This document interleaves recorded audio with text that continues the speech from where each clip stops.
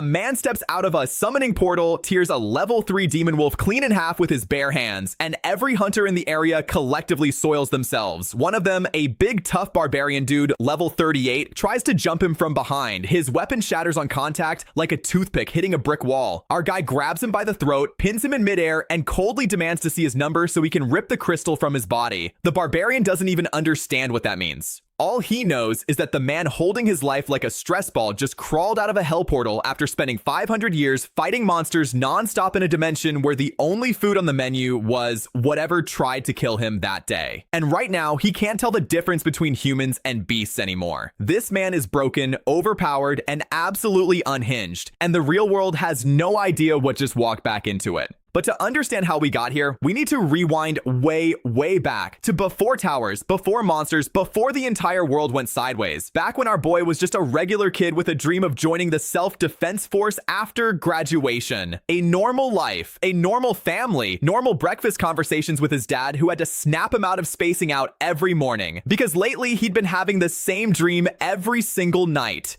A mist-covered floating island with creepy, abandoned Western-style buildings, like something out of a horror movie set that ran out of budget. No life anywhere, just emptiness. Except deep in one of those ruins, a figure was always waiting for him, an old man who spoke the same words every time. "Come, child, I will await you at the edge of the abyss." And every single time, right at that moment, he'd wake up. Weird? Absolutely. Concerning? Definitely. But he never told anyone. He just chalked it up to stress from studying and moved on with his day. Little did he know the universe was about to delete his entire normal life in one afternoon. Because on that exact day, a massive shadow swallowed the sky. Not clouds, not an eclipse, towers, giant, impossible towers that materialized out of thin air all over the planet. Nobody knew what they were. Nobody knew where they came from. And nobody, not a single government, military, or scientist had a single answer. That same day, his older brother called the family, told them not to worry, said he was perfectly safe. But his voice on the phone sounded like a man reading his own eulogy. And after that call, they never heard from him again. Day 1 of the apocalypse, and the family already lost someone. At first, the news told everyone to stay home. Classic government move. Just sit tight while reality collapses around you. But over 20 towers popped up worldwide, and before long, even the news went silent. No broadcasts, no updates. No information from the outside whatsoever. Then the government sent a notice. Pack your stuff, evacuate to safe zones. Before leaving, his mother wrote a letter and left it at the house for his brother. "If you can come back, please find us." The kind of sentence that hits different when you realize she wrote it knowing she might never see her son again. The evacuation route was a nightmare. Soldiers with hollow eyes standing next to armored vehicles covered in claw marks the size of baseball bats. Whatever had been out there fighting, it wasn't winning. They arrived at a temporary shelter where everyone sat in dead silence, not resting, not planning, just waiting to die. The vibe was funeral home quiet until some grown man decided to speedrun being the worst human alive by trying to steal bread from a child. This dude literally looked a little kid in the face and told him his stomach was small enough to skip a few meals. Bro really said that with his whole chest, but our MC's father, a man physically incapable of minding his own business in the best possible way, stepped in immediately. He told the guy to knock it off, the bread thief laughed and swung on him, and dad put him on the floor with a single kick so clean it should have had a highlight reel. Returned the bread to the kid, gave the guy one cold look, and the dude shut up instantly, just ate the floor and accepted his fate. And here's the kicker, our MC recognized him. That bread-stealing clown was his classmate, the same guy who bullied him almost every day at school. Karma really said, "I'll get back to you," and meant it, but the peace didn't last. A military officer burst in, screaming for everyone to evacuate and board the trucks outside immediately. Some random civilian tried demanding an explanation because apparently, even during the apocalypse, people need to speak to a manager. The soldier didn't have time for that, just kept yelling to move. And then the shelter door exploded open. White-haired monsters, creatures no one had ever seen before, came flooding in. The kind of monsters where you don't need a biology degree to know you're about to die. Pure panic. Everyone scrambled for the trucks. Our MC pushed his parents onto one and told them he'd check the other vehicles for space. He ran, found one truck half empty, and jumped on. A large hand reached out to help him up. He said thank you, and the guy smiled. Not a kind smile, a "you just made the worst mistake of your life" smile. Because of course, it was the same bread-stealing, floor-eating bully from the shelter This dude looked him dead in the eye, lips curling into pure spite, and shoved him off the moving truck. Just like that. No hesitation, no remorse. Revenge for a kick he deserved. Taken out on a kid during the literal end of the world. Humanity's finest, ladies and gentlemen. Our boy hits the ground. Countless people stampede over his body. He's done. His life, his dreams, everything finished. He's lying there broken, hoping someone, anyone will save him. And then he opens his eyes and sees a crystalline, translucent foot standing right in front of him. He looks up. It's the old man from his dreams. Same words, same calm energy. I will await you at the edge of the abyss. The next second, reality shifts. Everyone around him vanishes. The trucks, the monsters, the stampede, gone. And something sharp crashes into the ground right beside his head. He looks up. A goblin, an actual straight out of a video game goblin, is attacking him. This kid went from getting shoved off a truck to being dropped into a fantasy G dungeon in about 4 seconds. And the thing has a number on its chest, a level indicator, like he's inside a game that forgot to install the tutorial. But here's the thing, after days of towers appearing, his family disappearing, getting trampled, getting betrayed, our boy has hit his limit. The anger boiling inside him finally erupts. He picks up a rock, turns around, charges straight at the goblin, and screams that if it can kill him, do it, but if it can't, it's the one dying today. Absolute crash out energy, the goblin never stood a chance. After the fight, a black crystal floats out of its corpse and rockets into his body. His wounds start healing, raw power surges through him. Killing monsters and absorbing their crystals makes him stronger. He picks up the goblin's weapon, scans the island, and finds no more enemies, just a suspicious door. The island is floating in midair, and at its edge, a staircase leads down. Every step feels like a horror game where a skeleton's about to cheap shot him off the ledge. But he makes it to the bottom and enters a room with ancient walls, a flame, and a stone tablet. The inscription reads, "The fragile shards and everything possessed by their holders will grant me the right to leave this place." Translation: collect all the shards. Find the exit. Simple concept, absolutely brutal execution. Because the abyss is structured like a game designed by a sadist. The first floor is 900 square meters with one numbered monster carrying a shard. This second floor doubles the area and has a level 2 monster. The third floor doubles again with 4 monsters, only one carrying the key. Every floor the space doubles, the monster count doubles, and the shard gets harder to find. By floor 15, there are over 1 million monsters. By floor 30, 500 million. Finding the shard is like looking for one specific grain of sand on an entire beach if every grain of sand was also trying to kill you. Some monsters even realize they can't beat him and hide underground like cowards. But our boy hunts every last one of them down. No mercy, no exceptions. And here's where the timeline gets insane. He doesn't age normally in the abyss. After what might be 10 years, maybe 100, he's lost count. He can obliterate high-level monsters with a single punch. At 50 years in, low-level beasts are basically cardboard. At 300 years, nothing in the abyss survives a hit. At 400 years, he can't remember what his family looks like anymore. All that remains are scars, silence, good, and the next fight. And at 500 years, he reaches the 99th floor where the monster count has exploded past 2 trillion. He laughs, not because it's funny, but because he still hasn't found the exit key. So he does the only thing he knows how to do anymore. He fights. Massive dragons soaring through the sky get reduced to skeletons in seconds. He's carved 500 years worth of tally marks into the walls. He's exhausted. He's forgotten his family's faces, but one single obsession keeps him moving. Get out. Whether his parents are alive or dead, he has to return. That's the only thought holding him together. Meanwhile, the outside world went through its own apocalypse. Monsters poured from the towers and slaughtered humanity on what became known as Judgment Day. But some survivors awakened mysterious powers through a system, gained overwhelming abilities, and eventually rebuilt civilization. Hunter guilds formed. Humanity clawed its way back. 5 years passed on Earth while 500 crawled by in the abyss, and our boy knew none of it.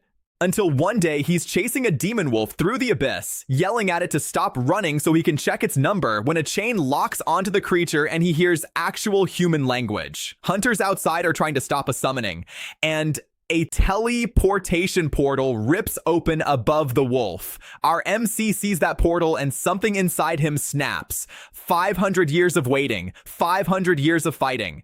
And now there's a door. He kicks off the ground so hard the abyss trembles, launches himself at the wolf, and rides it straight into the portal. The abyss screams a warning. It can't teleport 2 life forms at once, and our boy doesn't care. He death grips the demon wolf and refuses to let go. Nothing is stopping him. Not the abyss, not the rules, not the laws of whatever dimension this is. He is leaving.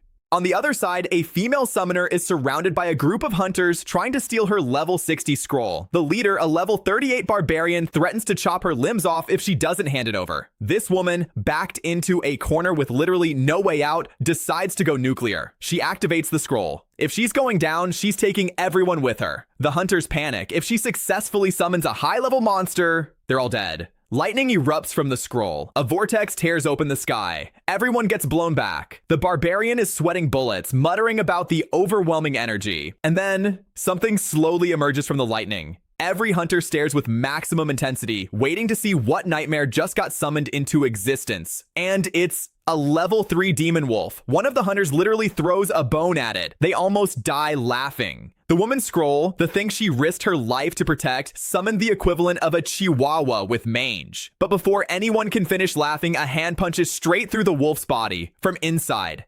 Then, with barely any effort, rips the thing clean in half. Standing in the middle of the carnage is a man, a human, covered in scars, radiating an aura so terrifying every hunter present feels their bones lock up. He speaks slowly. I finally escaped, a full 500 years in that damned hell. Then he screams at the sky in pure raw joy. He's free. The pressure coming off his body makes the hunters tremble just from hearing his laughter. One of them whispers that this power might surpass even their country's S-rank hunters. A female hunter stammers and asks what he is and why he came out of a teleportation portal. He stops laughing, takes one step, and appears directly in front of her. So fast he leaves after images. For 500 years, he hasn't seen another human being. The warmth he feels is overwhelming. He throws his arm around her shoulder like they're old friends and asks the only question that matters. Is this Earth? She confirms it. He laughs again, then glances at the two hunters nearby and asks if they're doing cosplay, because their outfits look ridiculous. Before they can respond, two of them try to ambush him from behind. They swing their weapons into his body, and the blades shatter on contact. His eyes go ice cold. He asks what they think they're doing. The barbarian locks eyes with him and is instantly paralyzed with fear. But something worse happens.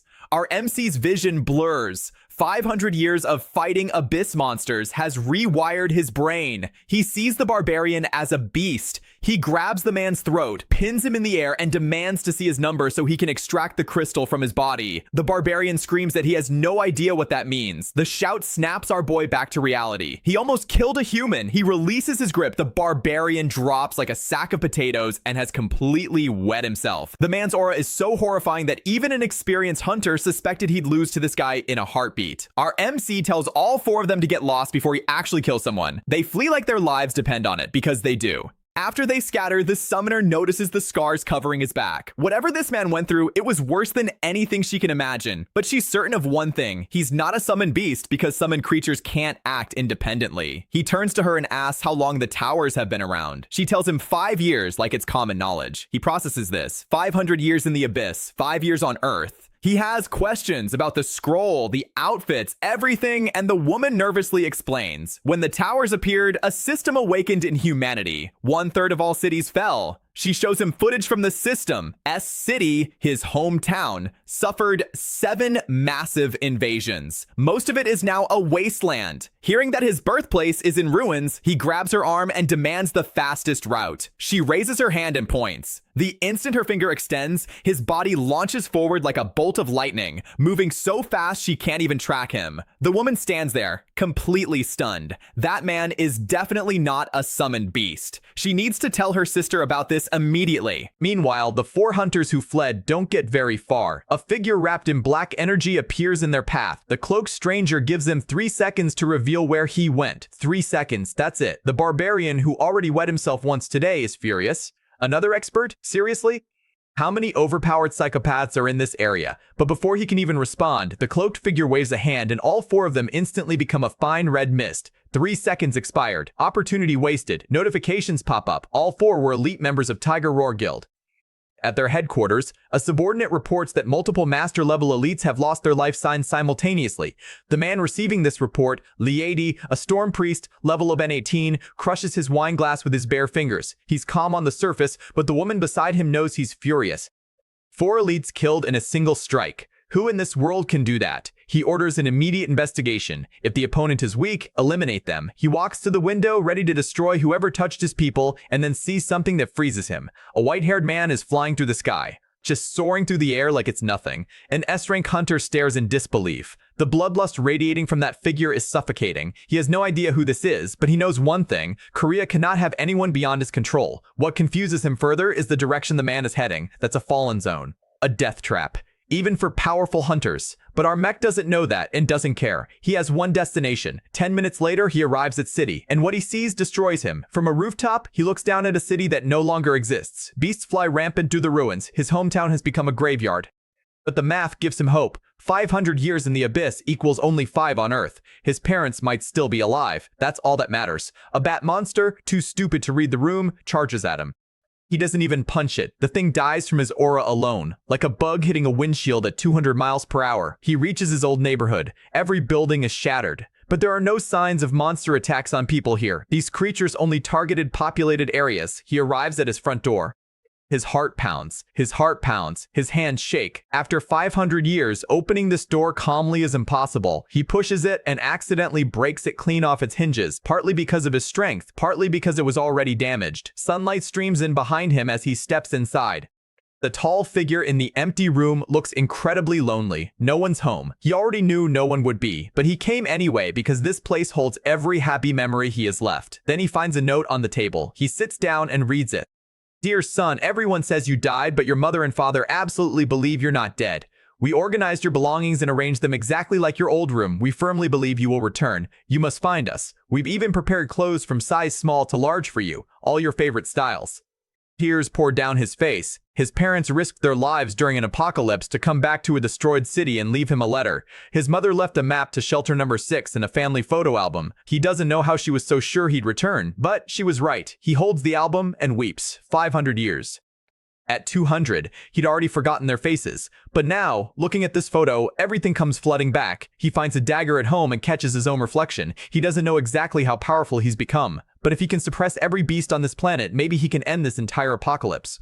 He uses the dagger to cut off his long hair, changes into the new clothes his mother left. In minutes, he transforms from a feral, battle-scarred survivor into a sharp, handsome young man, minus one scar across his face that he wears like a badge. The hair he cut away is his past. Everything from here is a fresh start.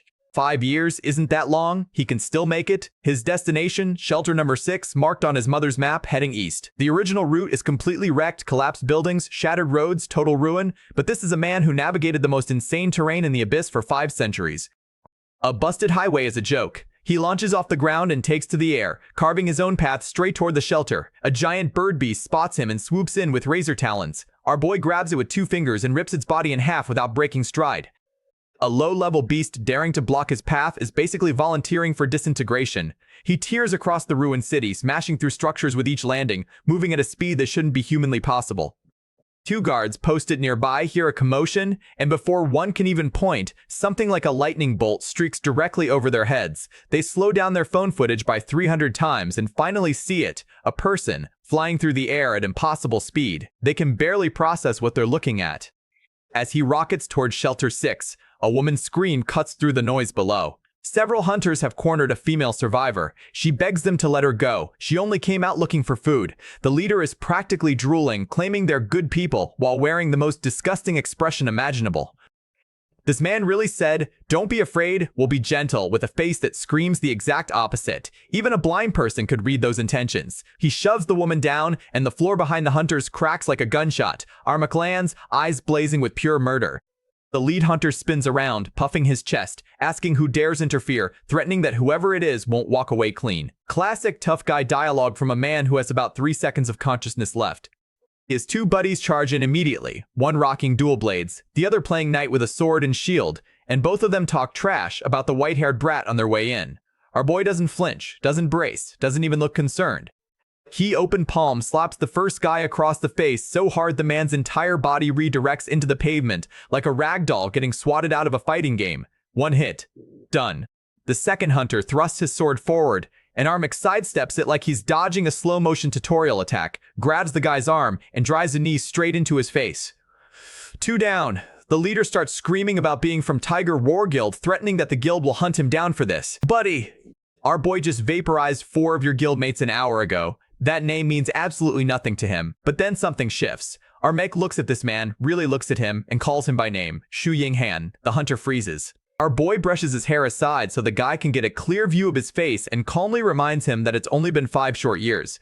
5 years since Shu Yinghan personally tried to end his life. The hunter's arrogance evaporates instantly. His legs give out. He starts crawling backward on the ground, stammering that this is impossible. Because Shu Yinghan is the truck guy, the same scumbag bully from school who stole bread from children, tormented our Mac every single day, and then, during the evacuation, shoved him off a moving truck into a stampede during the literal apocalypse. And now this absolute waste of oxygen has been spending the apocalypse as a hunter who corners defenseless women. Bro really said character development? Nah, I'll double down on being garbage. Our Mac grabs him by the throat and lifts him like a grocery bag. He tells him exactly what that push cost. Hundreds of years in the abyss. Hundreds of years eating monster guts in a dimension designed by Satan's game developer. Shu Yinghan's eyes are bulging with terror, and one more squeeze would pop him like a grape. A dark, demonic presence practically materializes behind our boy, whispering to finish it. And honestly, he considers it. But then he decides that killing him would be too merciful. This guy spent years grinding our Mi's dignity into dust and making him swallow it, so the payback needs to match. He drops Shu Yinghan on the ground and tells him the deal, take 4 punches and he walks free. The bully clutches this offer like a lifeline, begging and threatening in the same breath, warning that the Hunter Guild will come for him. Our Mac grabs him by the collar and tells him those guild people can't do a single thing to him. Then he delivers the first punch, not even full power, and Shu Yinghan's body craters into the rubble like someone dropped an anvil on him. The second punch sends blood spraying. The third one is purely for the school years. Every stolen lunch, every humiliation, every day of hell. By now, the guy is begging to just be killed because living after this is pointless. Our mech doesn't care. He stomps on the man's head and grinds it into the concrete. 4 strikes. Promise kept. When it's over, Shu Yinghan is blind, broken, and barely breathing. Our mech turns to the 2 terrified companions and tells them to drag this sack of regret to a hospital. If he dies, they're next. And if Shu Yinghan ever shows his face again, he'll get a repeat performance every single time. Then our boy launches off the ground and vanishes into the sky. He's got a family to find. The bully arc is closed, and it ended exactly how it should, with compound interest. Meanwhile, in the buffer zone of City, a group of soldiers are stationed and bored out of their minds, wishing they were posted at the walls instead of babysitting an empty zone. Their commanding officer, First Lieutenant Li Han-jun, walks over and tells them to stay sharp. Beasts are unpredictable and they need to be ready at all times. One soldier waves it off, saying beasts from Zone X rarely wander this far. The literal instant those words leave his mouth, a tentacle wraps around his entire body and kills him before anyone can blink. Bro jinxed the whole squad in real time. A Kraken spawn, level 45, armored and angry, erupts from nowhere. The lieutenant screams at everyone to hold formation and not panic. They unload every round they have, but the bullets bounce off the beast's armor like Nerf darts hitting a tank. The creature launches into the air, its shadow blotting out the ground, and comes crashing back down with a claw that instantly kills another soldier. Pure chaos. These men are outmatched in every possible way, and they know it. One soldier decides he's done calculating odds. He grabs a massive pack of explosives, screams at everyone to get back, and charges directly at the Kraken spawn, full kamikaze mode. His buddies lay down covering fire to slow the beast's movements, and the soldier reaches it, looking for a weak point to land the killing blow. But then something weird happens. The beast stops attacking on its own, just freezes. Fear floods into its eyes. Every soldier stares in confusion. This thing was steamrolling them seconds ago, and now it looks like it just saw its own death walking toward it. Cracking sounds echo from the beast's body. Nobody understands what's happening.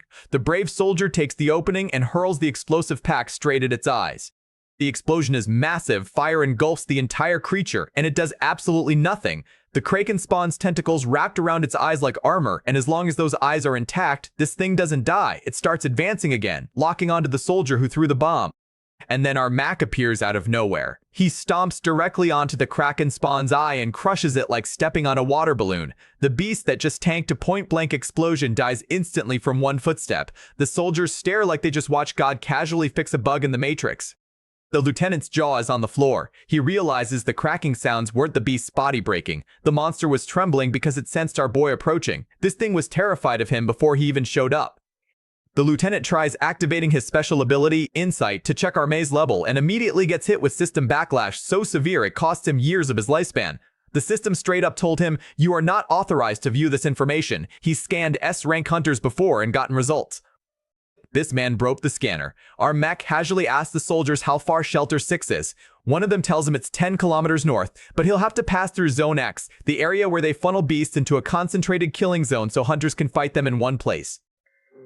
Our boy hears Zone X is full of monsters, the way most people hear there's traffic on the highway. He asks how many beasts above level 45 are in there. The soldier grimly says probably around 100. If there were more, humanity would be extinct. Our mech processes this information with the energy of a man being told there might be a speed bump on the road. He agrees to clear out Zone X on his way through, not because he cares about the military operation, just because it's on the route and the beasts are in his way. Every monster between here and his parents is getting deleted, period. 10 minutes later, at the rear military camp, the lieutenant wakes up from his backlash-induced blackout. First thing he does is ask where our me went. The soldier tells him the hunter headed north, directly into Zone X. Lieutenant's face drains of color. Because Zone X isn't just a beast containment area, it's been designated as a bombing zone. The military is about to carpet bomb the entire area, and our mech walks straight into it without knowing. The lieutenant scrambles to contact Central Command Center. The emergency radio gets through to Commander Hwang Tae-young, a level 58 flame mage who carries himself like a man who hasn't been told no in a very long time, alongside Park Soo-jin, a high-ranking officer and C-rank hunter. The lieutenant reports everything. A mysterious hunter of unknown level entered the bombing zone, killed a level 45 Kraken spawn with a single strike, and his insight ability couldn't even register the man's power level. Hwang Tae-young almost laughs in his face. He calls the lieutenant a comedian for wasting command resources over some random wild hunter who wandered into a restricted zone. Park Soo-jin, however, is sharper. She knows her lieutenant. He's not an idiot. If he's going this far to defend a stranger, there's a reason. She gives him one chance to convince her. Otherwise, the operation continues and he gets court-martialed. The lieutenant lays it all out, the one-hit kill on the Kraken, the insight backlash, the fact that he couldn't read any level data whatsoever. When the command center hears that part, the room goes dead silent. Because Hwang Tae-young does the math out loud. If Insight can't read someone, they're at least level 100. The entire room holds its breath. But the Eastern commander, Xu Yinghao, stands up and makes the counterpoint. This operation involves thousands of soldiers across 4 corps. If they issue an emergency broadcast, the sound will cause every beast in the zone to converge on a single location, and the entire perimeter gets overrun. Trading one hunter's life, even an S rank, for thousands of soldiers is a math problem with only one answer. Park Soo-jin's face shows genuine pain, but she makes the call. The operation continues. The lieutenant's request is denied. The video feed cuts. No matter how many times he calls back, the line is dead. The lieutenant is so furious he crushes the communication device in his hands. He has the rank to command a squad, but not enough pull to save one man from a bombing he tried to prevent. And then, one of his soldiers does something insane. The kid glances at the vehicle key hanging from the lieutenant's waist, snatches it without a word, sprints to the truck, and floors it toward the bombing zone. The lieutenant screams at him to come back, threatening court-martial, demanding he stop. The soldier doesn't even look back. The lieutenant pulls his cap lower and lets him go, because if the kid didn't do it, he would have done it himself. All they can do now is pray. The soldier tears through the roads at full speed, less than 5 minutes until the bombs drop. He knows that if he turns on the loudspeaker, every monster in the area will lock onto his position, and he's dead. But if he doesn't, our mech dies in the bombing without ever knowing it was coming. His hand hovers over the speaker, shaking. 2 minutes left. He tries to speak and his voice won't come out. His throat locks up. Over 10 seconds pass with his mouth open and no sound escaping. He's disgusted with himself, calls himself a coward, a disgrace to the military. But here's the thing, if he were actually a coward, he never would have stolen the keys and driven here in the first place.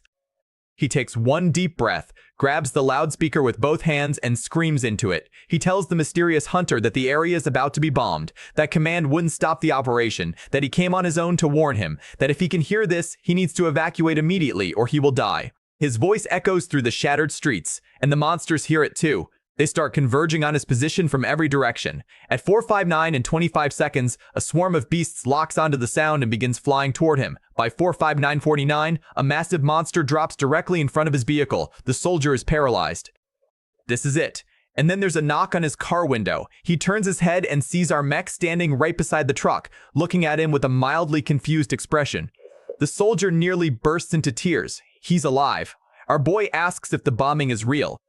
The soldier doesn't even have time to answer because the clock hits 500 p.m. on the dot. Bombs rain down from 5 directions simultaneously. Buildings erupt into fireballs. The entire zone transforms into an inferno. Debris and shockwaves scream toward them, and our mech stomps the ground once. Stone walls erupt from the earth in every direction, forming a barrier around the truck. He bats away the incoming rubble with one hand like swatting mosquitoes. The soldier behind him doesn't get a single scratch. This man just tanked a military carpet bombing by building a fortress out of the ground in half a second.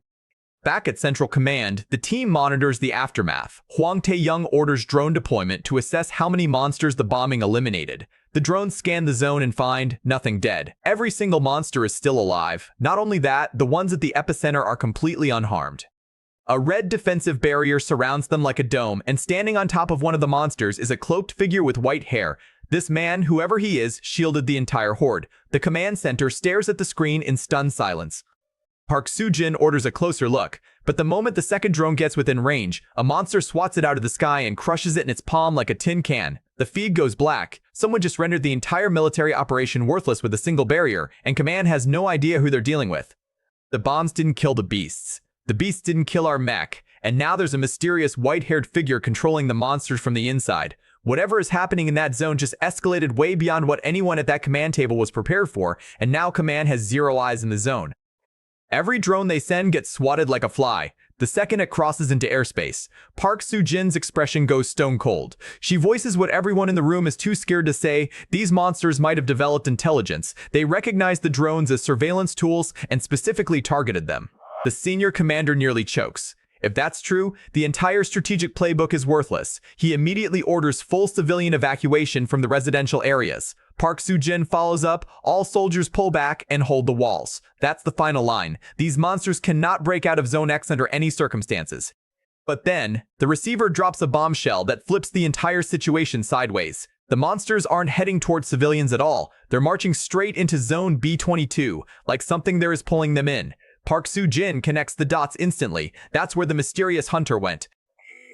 But why would the monsters be chasing the same target? She scrambles every remaining drone toward B22. They need to know what stopped that horde's advance. Meanwhile, on the ground in B22, the bombing has stopped and the zone looks like the surface of the moon.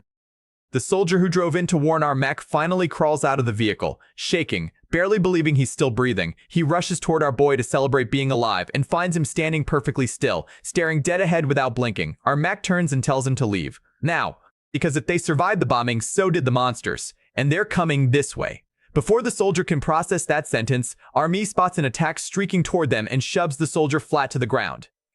Turns out it's a military drone getting knocked out of the sky by a monster, crashing right where the soldier was standing. The kid is stunned. Monsters attacking drones, that's never happened before. Our mate tells him not to get too comfortable with that surprise because a much bigger one is coming. He points ahead.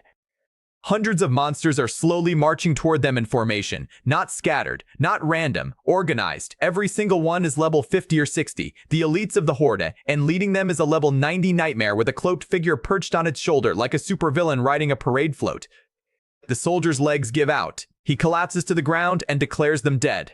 Our mech tells him to relax. If bombing couldn't kill these things, he's got a simpler method: beat every single one of them to death with his bare hands. Then he rockets forward.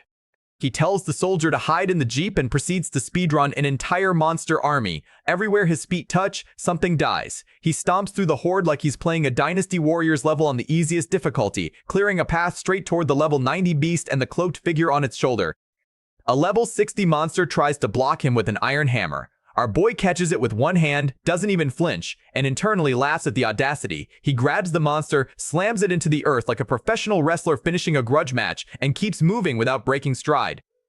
Another near 60 monster raises a shield to block him. Our mech looks at this so-called defense like it's made of cardboard, winds up his fist, and punches the monster's entire head into a red mist. Skull, brain, dignity, all gone in one shot. He lands directly in front of the cloaked figure. And immediately, something feels very wrong. He can't sense any aura from this man whatsoever. If he hadn't physically seen him, he wouldn't even know anyone was there. This is a completely different threat level from anything in the monster army. The cloaked man speaks in a crisp, calm voice. He says he's been waiting for our boy. Then the level 90 monster whose head just got obliterated starts regenerating. The skull reconstructs itself in seconds like nothing happened. Not only that, the monster opens its mouth and speaks human language, accusing our mech of being a thief and demanding he return what he stole. Our boy is genuinely confused. He's been in the abyss for 500 years eating monster intestines. When exactly did he have time to steal anything? The cloaked man laughs and unleashes red energy from his palm, declaring that the theft must be repaid with our May's life. Black swords materialize behind our boy out of thin air, some kind of weapon summoning ability. Our May cracks the summoned weapon in his grip like a pencil. This level of offense can't even scratch his defense. He locks eyes with the cloaked figure and tells him plainly if this is all he's got, he's dying today. The giant monster slams a massive hand down on our meek, trying to crush him through brute force. At the same time, a drone manages to get airborne and starts recording the fight. The cloaked man glances at it dismissively, noting it's a human surveillance device. But our boy catches the giant's descending palm and pushes it back up like he's bench pressing a truck, then blitzes toward the cloaked figure at full speed. He tells the man to start taking this seriously or he's going to die embarrassingly fast. The cloaked man doesn't even look concerned. Our mech swings a killing blow and his fist passes through nothing. The man dissolves into smoke and reappears at the monster's feet. This dude just pulled a Sasuke-level substitution and has the nerve to call humans disgusting while doing it. He raises his hand and takes control of all nearby monsters, ordering them to destroy the drones and hunt down any remaining human observers. Inside a nearby ruined building, a soldier has been remotely piloting a drone and capturing footage of the entire fight. He spots our mech in the recording and realizes this must be the hunter who single-handedly engaged the entire beast horde. But before he can report back to command, a monster's hand quietly appears behind him and gently closes the door, not attacking, just trapping him, turtle in a jar style. The soldier's stomach drops. He didn't even hear it coming. Our mech spots octopus monsters scaling the building where the soldier is trapped. The cloaked man cackles and orders his servants to kill everyone, and in that moment, something clicks in our boy's mind. He remembers what the young soldier told him earlier, that if a hunter as powerful as him existed, many people could be saved. That kid stole a set of car keys and drove into a bombing zone just so our May could live. The weight of that sacrifice hits him. He makes a decision. He has to end this fast, save every person he can. He drops from the sky and charges straight for the cloaked man because taking out the leader is the fastest way to stop the entire army. But something's changed. After merging with the giant monster, the cloaked man's attack power has spiked. Armik dodges a heavy strike and realizes this fusion form hits significantly harder than before. While he's dealing with the monster's offense, the cloaked man launches a simultaneous attack from another angle. Armik doesn't panic, ready to counter, and then freezes. Because under that hood, the face staring back at him looks exactly like his own. Before he can process this revelation, the doppelganger summons a black longsword pulsing with terrifying energy. The cloaked man declares he'll kill the thief from the abyss and take back everything he lost. He thrusts the sword forward. Our Mech reads the trajectory perfectly, times it, and cracks a punch directly onto the man's wrist, so hard it forces him to drop the weapon. In the same motion, our boy snatches the sword out of the air and swings it back at the cloaked man, who vanishes again, the blade piercing the monster's shoulder instead. The man reappears at the monster's feet, completely untouched. His body can somehow nullify itself, phasing through attacks like he's made of air. Our May has never encountered this ability in 500 years of fighting, but then he examines the energy inside the stolen sword and his eyes go wide. This isn't just any power, it's Abyss energy, the same power from the dimension he spent 5 centuries in. The fact that Abyss power exists on Earth is a massive revelation. Before he can capitalize on this discovery, the cloaked man snarls about our boy only knowing how to steal other people's weapons, and with a flick of his claw, the sword disintegrates into ash in our Mi's hands. So Abyss power can do that too. There's clearly a lot more to this energy than our boy has figured out. But the fight just got significantly more dangerous, so he makes a tactical call, get the soldier to safety first. He lifts the entire jeep off the ground with one hand and tells the soldier to hold on tight because there's going to be shaking. But the cloaked man sees this and grins like a demon who just found a cheat code. He's found our Mi's weakness. He cares about people. The cloaked man fires a massive orb of Abyss power and declares that the strong don't exist to protect the weak. They exist to become the strongest. Our Mi can't dodge. The attack will follow him regardless. So he sets the vehicle down and launches himself at the orb, planning to destroy it with a single punch. His fist connects and passes through empty air. The orb was a decoy hidden behind black mist. The real attack is already heading for the soldier. Our boy hears the soldier scream below and realizes he's been baited.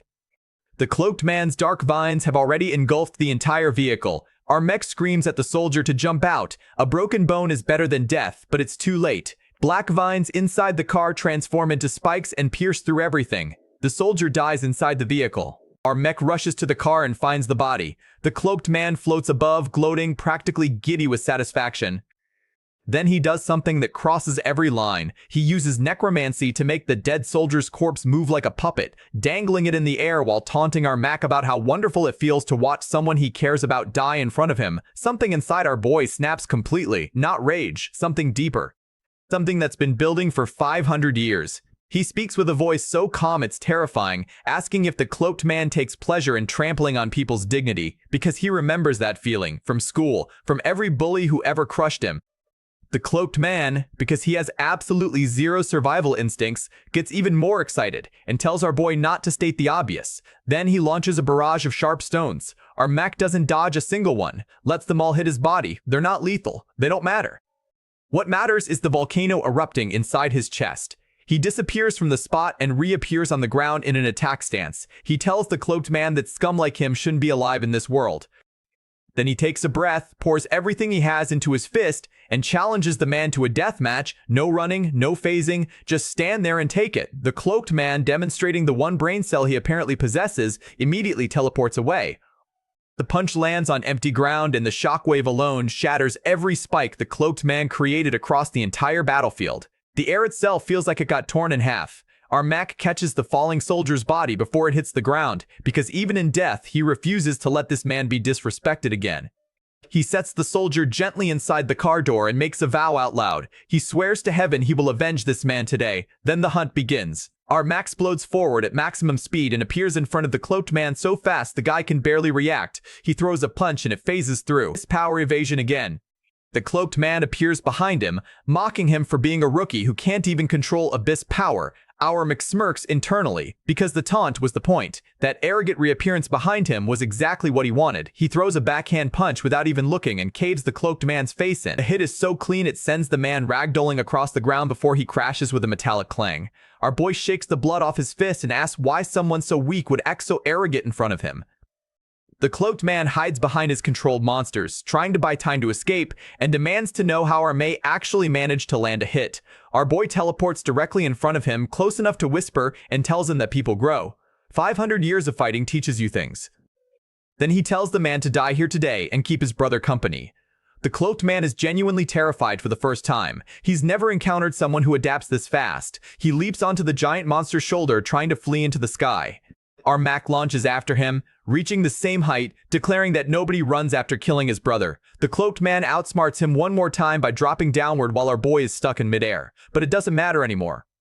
Our mech locks eyes on him from above, charges an attack with full abyss power, and throws a punch so devastating it shatters the giant monster's body completely. The cloaked man tries to regenerate the monster, and our mech is already there, ripping the abyss power directly out of the creature's wound with his bare hands. The monster stares at him in horror, asking how he did that. Without abyss power fueling it, the monster's body burns away to nothing. Our mech drops to the ground and chases the cloaked man on foot. No escape, not today. The cloaked man, cornered and desperate, screams his ultimate technique, Shadow Union, and rips the abyss power out of every remaining monster in the area, absorbing it all into himself. A massive, terrifying aura erupts from his body. He slams our meek with a concentrated blast of half that absorbed power, hitting him so hard his vision blurs.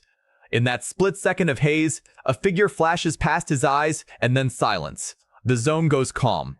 The cloaked man is gone. He used every ounce of that power just to create an opening to run.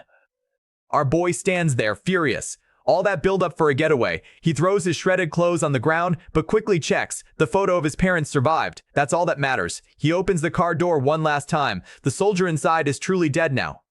With the cloaked man gone, the necromancy has been lifted from his body. Our mech pulls the pendant from the soldier's neck. Then he digs a grave with his bare hands and buries the man right there. He takes the pendant, something to bring back so the soldier's sacrifice isn't forgotten. When the image of the cloaked man flashes through his mind, the one who looks exactly like him, the rage spikes again. That man absorbed hundreds of shadows. He could attack at any time, and what he said about watching the people our me cares about die in front of him, that wasn't just a threat, it was a promise, which means Shelter 6 could already be a target. Our boy stomps the ground and launches himself like a missile toward his destination. He cannot let that thing reach his family first. What he doesn't know is that a drone lying on the ground captured every second of the fight. 15 minutes later, Park Soo-jin arrives at the battlefield with a team. She orders a full sweep, don't miss a single rat. A soldier finds the drone's SD card intact and pulls the footage. What Park Soo-jin sees on screen makes her scalp tingle. Every monster in the zone has been completely eliminated. Not by the bombing, not by military forces, by one man. She says it out loud, even an S-rank hunter probably couldn't pull this off. The drone footage shows everything. The white-haired man fighting the horde, battling the cloaked figure, protecting the soldier, and demolishing the giant monster with abyss power. While Park Soo-jin studies the footage frame by frame, her soldiers are busy collecting loot dropped by the dead monsters. One soldier finds a pile of glowing treasure on the ground, a white potion that permanently increases magical power, and a rank ancient royal dagger and a golden box whose information can't even be identified. Before he can pocket them, another soldier drops down behind him with a grin and asks what he found. The first soldier clutches the loot to his chest like a toddler protecting Halloween candy, insisting he found nothing. The second guy sees right through it. He clocks the golden box as something dropped by the assault leader, a rare item so powerful its data can't even be read. His smirk turns predatory. Keeping military property is a crime, he says. You know what to do. The first soldier, trapped, proposes splitting the haul. The second guy agrees and immediately grabs the golden box, the single most valuable item in the pile. The first soldier protests, but the guy grips his shoulder and gives him the classic ultimatum. Either I pick first or I report you. Helpless, the soldier hands it over. The man walks away, clutching the golden box with an expression that screams, "This is going to cause problems later." He mutters something about finally obtaining a puppet relic, file that under definitely coming back to bite everyone in the ass. After a long sprint across the ruined landscape, our mech finally arrives at shelter number 6. He scans the perimeter carefully, no signs of recent monster attacks. Heavy weapons positioned at the rear, guards everywhere, people moving around normally. This place clearly has serious protection. Someone powerful is keeping it safe. He heads toward the entrance but keeps thinking about the cloaked man. He couldn't sense that guy's presence at all. And now, even here at the shelter, he can't detect any powerful auras. But that's almost proof in itself. If there weren't hidden powerhouses guarding this place, it would have been destroyed already. Someone's here, they're just very good at hiding. Right on cue, a man wearing a conical monk hat walks directly into his path. Our make is confused. Is this guy blind? Doesn't he see where he's walking? But the man stops right in front of him and says his blood smells thick, asking if he's from the outside world. Our boy gives a short answer and says he's busy with no time for idle chat. The monk laughs, pulls out a stack of cash, and offers to buy information about the outside world. Our mech agrees he'll share what he knows. But first, he has a question. A monk addressing him this formally has to be fake. The man laughs and admits the outfit is just a hobby. Our mech then points at his covered eyes and asks if that's also a hobby. The man gets flustered, pulls down his eye patch, and claims he has an eye condition. Our boy doesn't buy it for a second. He can feel terrifying energy bursting behind those closed eyelids. This man is hiding absurd levels of power beneath a goofy disguise. A wolf in monk's clothing. Our mech decides not to press it and plays along, downplaying his own strength by claiming he just heard some explosions from the southwest and got scared. The monk sees through him just as easily. Both of them are hiding their true nature from each other, and both of them know it. The monk pays him anyway and heads off alone toward the direction of the explosions. Our mech watches him leave, wondering exactly how many hidden fighters this city is sheltering. Evening falls. Our mech hits a clothing store and uses the monk's money to buy a trench coat. He puts it on, feels cool as hell, and thinks he looks like someone, maybe Cheng Xiao, maybe not, doesn't matter, finding his parents matters. This city is way bigger than he expected, so he resorts to the most old school method possible, walking up to strangers with a photo and asking if they've seen this couple. He taps a woman on the shoulder and shows her the picture. She reacts like he just showed her a crime scene photo, waves her hands frantically, says she's never seen them, and speed walks away. Our boy stands there completely confused. Her reaction was so over the top it was almost suspicious. Then a guy rolls up from behind, loudly accusing him of hitting on women in the middle of the night like a creep. Our make appears in front of him instantly, eyes cold, telling him to watch his tone. Sweat immediately drips down the guy's face. He looks at the photo and roasts our boy for using physical photographs in this day and age. Then his entire expression changes. Terror washes over his face. He asks how our May has a photo of those people and what his relationship with them is. Our boy's heart jumps. This guy recognizes his parents. He tells him immediately that he's their son. The spiky-haired guy compares his face to the child in the photo, sees zero resemblance, and rolls up his sleeves ready to throw hands for what he thinks is a scam. At that exact moment, a truck carrying monsters barrels down the road. The driver slams the brakes, but the truck crashes directly into our mech at full speed and he doesn't move, not an inch. The truck crumples like it hit a concrete pillar. Our boy dusts off his shoulder and apologizes, saying he didn't hear what the guy just said. Spiky Hair's entire personality does a factory reset. His aggression evaporates instantly. He transforms into the friendliest, most helpful man alive, suddenly claiming to remember our make as a baby, pointing him toward his parents' home and cheerfully waving goodbye. Then the second our boy turns the corner, Spiky Hair sprints in the opposite direction, screaming about gathering everyone because trouble just arrived. Our mech figures that if even a random street-level thug knows his parents' address, they must be well known in this city. His dad always did treat everyone he met well. So did his mom. Kind people. Too kind, probably. His fists clench. His parents are good people, but he is not. Now that he's here, nobody touches them. He reaches the address spiky hair pointed him to and stops. A massive wall runs along the entrance. This isn't a house, it's a compound. His parents are living large. Just from the exterior, he can tell they're doing well here. Relief floods through him. They haven't been suffering. He knocks on the door, and the instant he hears a voice from inside, everything stops. 500 years. It's been 500 years since he heard that voice. It's his dad, probably talking to his mom. The door opens and his father stands there, older, different, but unmistakably him. Dad sees a white-haired stranger on his doorstep and immediately goes hostile. "Who the hell are you?" Interrupting me welcoming my wife home. He stares at our mech for a long time and doesn't recognize him. Can't blame him. 500 years of fighting in the abyss changes a person more than a little. Our boy speaks softly. "Dad, it's me, Yuku. Did you forget about me?" Dad's face cycles through 5 emotions in 2 seconds before landing on disbelief. He snaps that his son doesn't have white hair. Fair point, honestly. Dad brings him inside. They sit in the hall in dead silence until Mom walks in carrying tea. Dad speaks first. He says our boy looks completely different, so they need to verify his identity through father-son secrets, things only the two of them would know. What Dad doesn't mention out loud is that there's a shadow unit operative hidden on the ceiling, ready to eliminate our mech at the first sign of trouble. Our boy sees the shadow unit member immediately because 500 years in the abyss gives you the kind of awareness that makes hidden operatives feel like neon signs. But the security actually puts him at ease. Dad clearly has power in the city, and he's protected. So the verification game begins, and it's immediately a disaster for the Shadow Unit leader's mental health. First secret, every weekend, Dad sneaks off to the Home Economics Mutual Aid Group for cooking classes. Dad's face goes white. The Shadow Unit leader on the ceiling is already sweating. Second secret, Dad also takes ballet classes every week. The Shadow Unit leader wants to resign from life. He cannot unhear this. He literally cannot imagine his fearsome boss in a tutu, and the act of trying is causing him physical pain. Dad shoots a murderous glare at the ceiling that says if you picture it, you die. The operative feels an invisible sword at his throat. Dad insists this still doesn't prove anything. Someone could have found out these details through investigation. Our mech laughs and says he can share family secrets instead, then loudly warns his dad that maybe he shouldn't let other people hear what comes next. Sweat forms on Dad's forehead. He stutters and tells him to just say it. Our boy walks over to 2 swords displayed on the wall and reveals that Dad's prized Japanese sword is a replica. The Shadow Unit leader nearly has a cardiac event. A trace of panic crosses Dad's face, but he argues back, demanding evidence. Our maid picks up the sword and shows the tooth marks on the handle, left by his brother when they were kids. The Shadow Unit leader's heart is jackhammering because he's heard Dad's legendary version of this story, how he killed 38 men with this sword clenched in his teeth while his hands were bound. Our boy draws the blade and presses it against his palm. If he remembers correctly, this sword is retractable. He pushes the blade and it collapses into the handle like a prop from a dollar store. The Shadow Unit leader's entire worldview shatters. From behind, Dad's voice cracks with emotion. He calls our boy a bastard and then throws himself into his arms, sobbing uncontrollably. They thought he was dead. They searched for years and never found him. Mom and Dad never gave up. Dad scoured every landmark looking for any trace of his son, and somewhere along the way, he accidentally became a boss.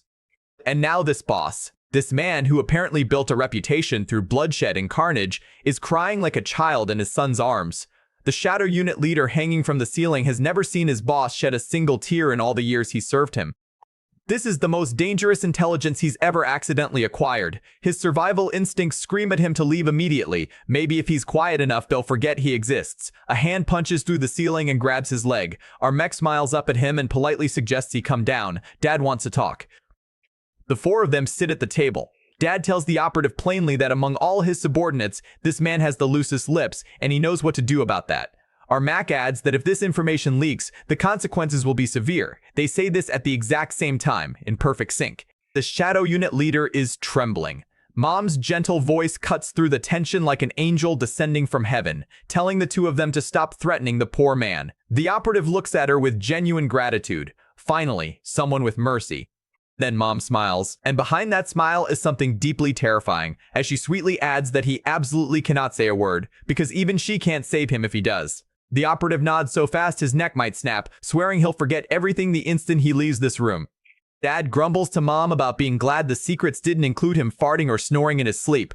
Mom scolds him for exposing his own embarrassments. And watching this, the bickering, the warmth, the completely dysfunctional family energy, our boy smiles for the first time in 500 years. This is it. This is what he fought for. Every floor of the abyss, every monster, every year of isolation, it was all for this moment. He's home, his family is alive, and now his only job is to make sure nothing ever threatens them again. Then the front gate gets ripped open. Spiky Hair storms in with a squad of goons behind him, shouting that a white-haired kid is looking for the boss, and he seems really powerful. He wrecked a whole truck. He bursts through the door and freezes. Our Meek is sitting calmly at the table with his parents, drinking tea. Spiky Hair's brain crashes like a computer loading too many tabs. Our boy glances back casually and asks if the white-haired kid they're talking about is him. Spiky Hair goes pale. He starts stammering about how they have numbers and our me can't beat them all, while his legs are visibly shaking like a chihuahua in a thunderstorm. Our boy reaches down, grabs the man's knees with both hands, and tells him to please stop his legs from rattling when he talks. Then he stands up and lets a fraction of his aura leak out. Spiky Hair nearly passes out on the spot. Our mech pats his shoulder lightly and turns to his dad. "These are your men, right? How about an introduction?" Dad laughs and announces that this is his son, Choyuku, who disappeared 5 years ago and has finally returned. His current level is, and Dad's voice stops dead, because he realizes he has absolutely no idea what his son's level is. He knows nothing about our boy's power. As a father, this is embarrassing enough. But his subordinates are standing right there, and admitting he doesn't even know his own son's stats would be the most humiliating thing possible. Armit picks up where Dad stalled and casually drops a bomb that nearly kills everyone in the room. He says he doesn't have the system at all, so he doesn't even know what level he is. The entire room goes silent like someone just paused reality. Spiky Hair and the underlings are staring with their jaws disconnected from their skulls. You survived in the Fallen Zone for 5 years without the system? How? That's like beating Dark Souls blindfolded with a guitar controller. Theoretically possible, but absolutely nobody should be alive after attempting it. Spiky Hair adds that without the system, no matter how hard you train, you physically cannot break past level 10. Our Mac just chuckles and asks if a level 10 can tank a full speed truck collision without moving, because he did that about 30 minutes ago and the truck lost. Long Hair behind Spiky Hair whispers that this guy is supposed to be strong, but he's actually a systemless rookie. Spiky Hair says maybe he was wrong about what he saw, but deep down he knows what he witnessed. This man is something else entirely. Since our boy just crawled out of a 500-year abyss vacation and has zero clue what the system even looks like, he asks Spiky Hair to use it to check his level. Spiky Hair's face freezes. He explains that the system lets you see monster levels and related info, but you cannot see other players' levels without a rare skill called inspection, and Dad just happens to have it. Our boy turns to his father with a look that says, well, get to work. Dad starts pointing and swiping at the air like he's operating an invisible iPad while everyone watches. Mom walks in and our May asks if she's gonna check too. She shakes her head and says she just wants to stay by his side. She already knows everything she needs to know. That line hits like a truck. But then Dad's voice erupts in pure confusion. The system panel is showing nothing but question marks. Every field, every stat, just rows of, like the system itself threw up its hands and said, I don't get paid enough for this. Dad tries again, same result. He has two theories. Either his son genuinely doesn't have the system, or his level is so absurdly high that Dad's inspection skill can't even read it. At that second theory, every subordinate in the room turns into a statue. Their boss is already a walking war machine, and his son might be stronger? The system can't display abilities or personal info, but it can show our May's name, which heavily supports theory 2. Dad adds the obvious, his son survived outside for 5 years. If he were a beginner, he'd be a skeleton by now, so his level must far exceed Dad's own. Dad asks what happened during those 5 years. Our boy's face darkens instantly. 500 years of monster guts, isolation, and forgotten faces flash through his mind. Before the mood can crater, Mom swoops in like an emotional lifeguard and tells Dad to stop interrogating his son. He's home. He's safe. That's worth celebrating. She says she always knew he was strong enough to overcome anything. Hearing this, our Mi's eyes fill with tears. 500 years of fighting, starving, and surviving alone, all of it was for this exact moment. He promises Mom he'll never wander off again. He'll stay and protect them. Mom breaks down sobbing in his arms. Dad starts crying too. Then Dad does the most dad thing possible. He kicks every single subordinate out of the room, yelling at them not to disturb him for anything tonight because he's cooking a feast to welcome his son home. The subordinates scramble out like they just got evicted from Buckingham Palace. With the room cleared, our mech finally asks the question that's been eating at him. Where's his brother? He hasn't seen him since arriving, and the bad feeling is growing. Mom calms him down. His brother is alive and serving in the military. He barely comes home because he's been fighting on the front lines, almost like he's trying to avenge our May's disappearance. She shows him a photo on her phone. Our boy stares at it. His brother always protected him growing up. Nobody ever laid a finger on him when Big Bro was around.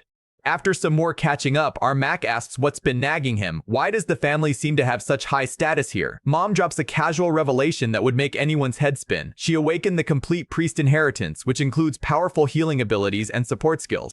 That's why people follow her orders. But the real kicker is her prophecy ability. Our boy is stunned. He asks if she can use her powers to check if something's wrong with him. Mom says she can't see through him. That's not how it works. So he asks the real question. If she can't scan him, how did she know he'd definitely come back? How did she know to leave clothes and a letter in his old room in a destroyed city during an apocalypse? Mom touches his face and calls him a silly boy. She literally saw a vision of his return in the future. She told Dad about it, but he didn't believe her, so he went out searching every single day, early mornings, late nights, scouring every landmark in the city for any trace of their son, and somewhere along that obsessive search, Dad accidentally became the boss of the entire shelter.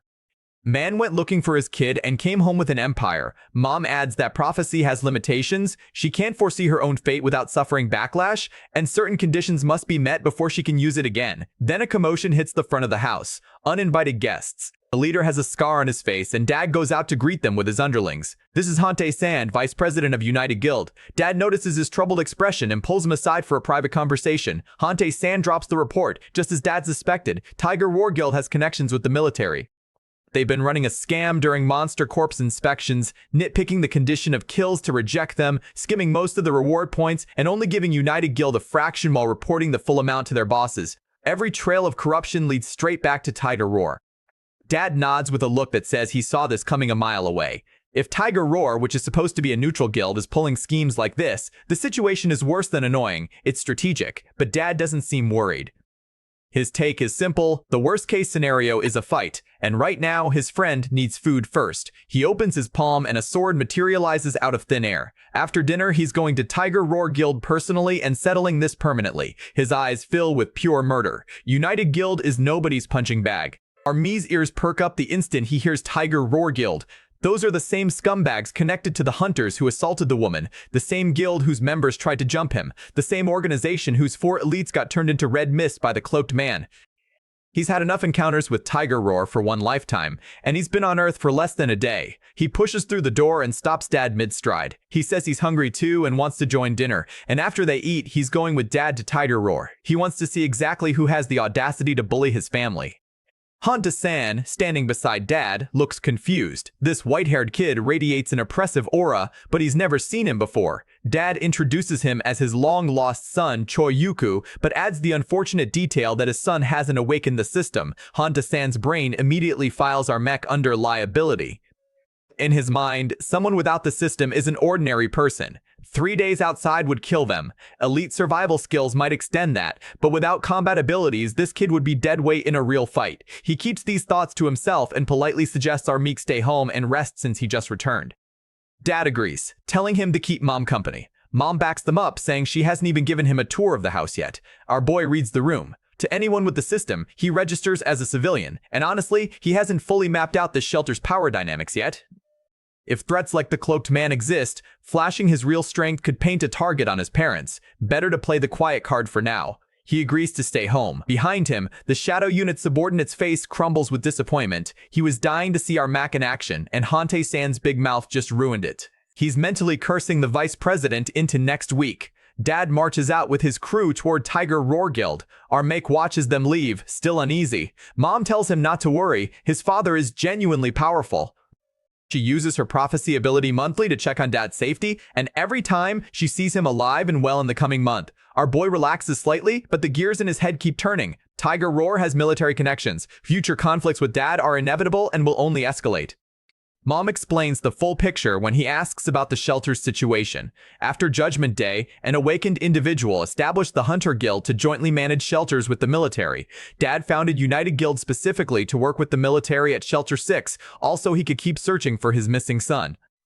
The guild grew massive because Dad's vow resonated with everyone. Help each other find lost family members. United Guild handles order, supply runs, and monster fighting, while the military manages hunting operations and tower raids. Dad is kind by nature, which is why he never sent his people into the dangerous rifts. Mom and Dad maintained peace for 4 years by avoiding unnecessary risk while slowly building their forces.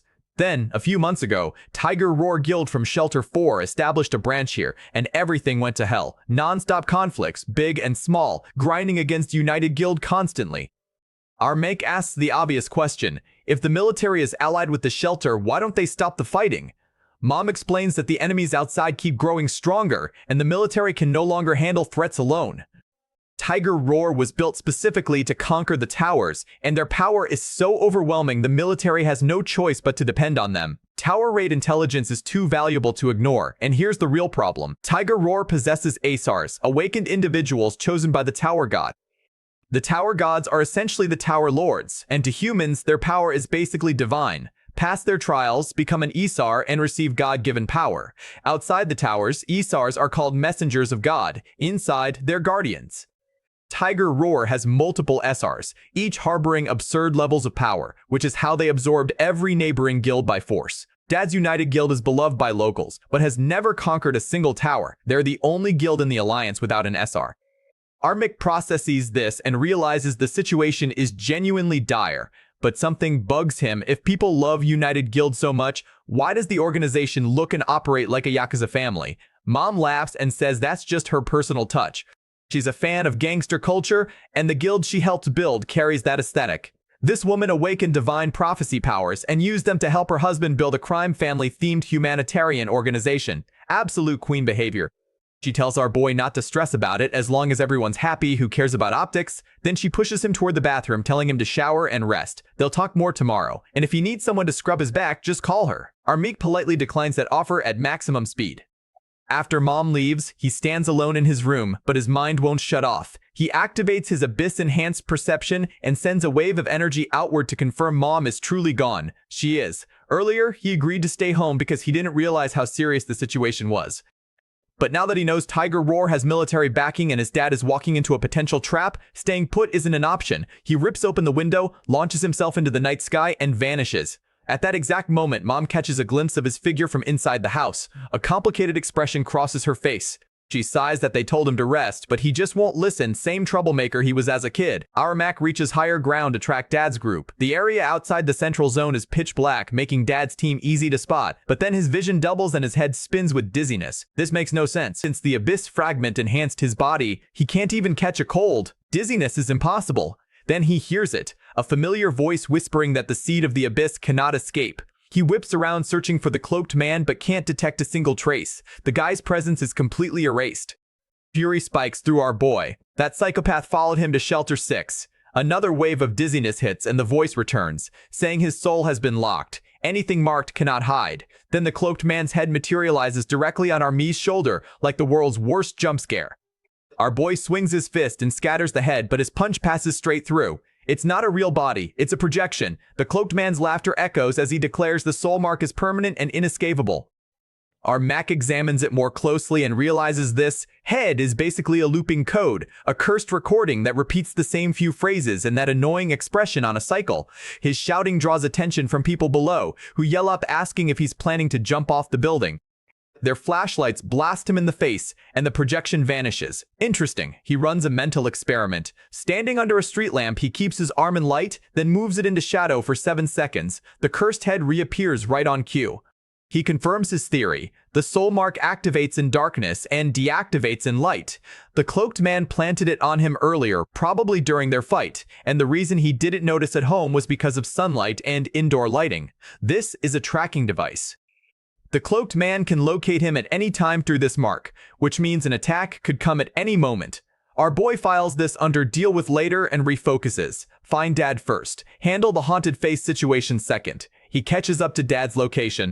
The entire United Guild crew is standing in front of the Tiger Roar Guild building, radiating hostility.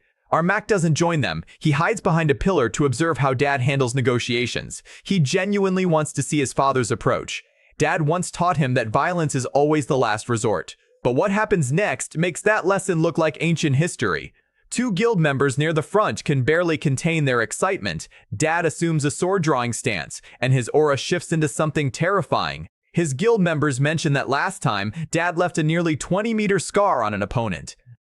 Dad calls out to Park Tae-jun, the Tiger Roar leader, telling him he's standing at his guild's doorstep and asking if he's still too scared to come greet him. Then Dad draws his blade.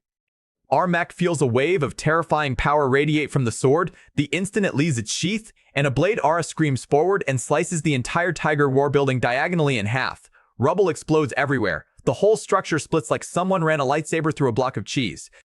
Dad sheaths his sword calmly and speaks with ice in his voice, saying it's been a while since he last took action. Do they truly think United Guild is dead? How dare they bully his people so brazenly? Our mech hiding behind his pillar is absolutely floored. Everything Mom said was true. Dad is a monster. His worry was completely unnecessary. He taps one of Dad's subordinates and asks if the boss has always been like this. The subordinate's eyes practically glow with worship as he confirms that the boss is famous for charging in first.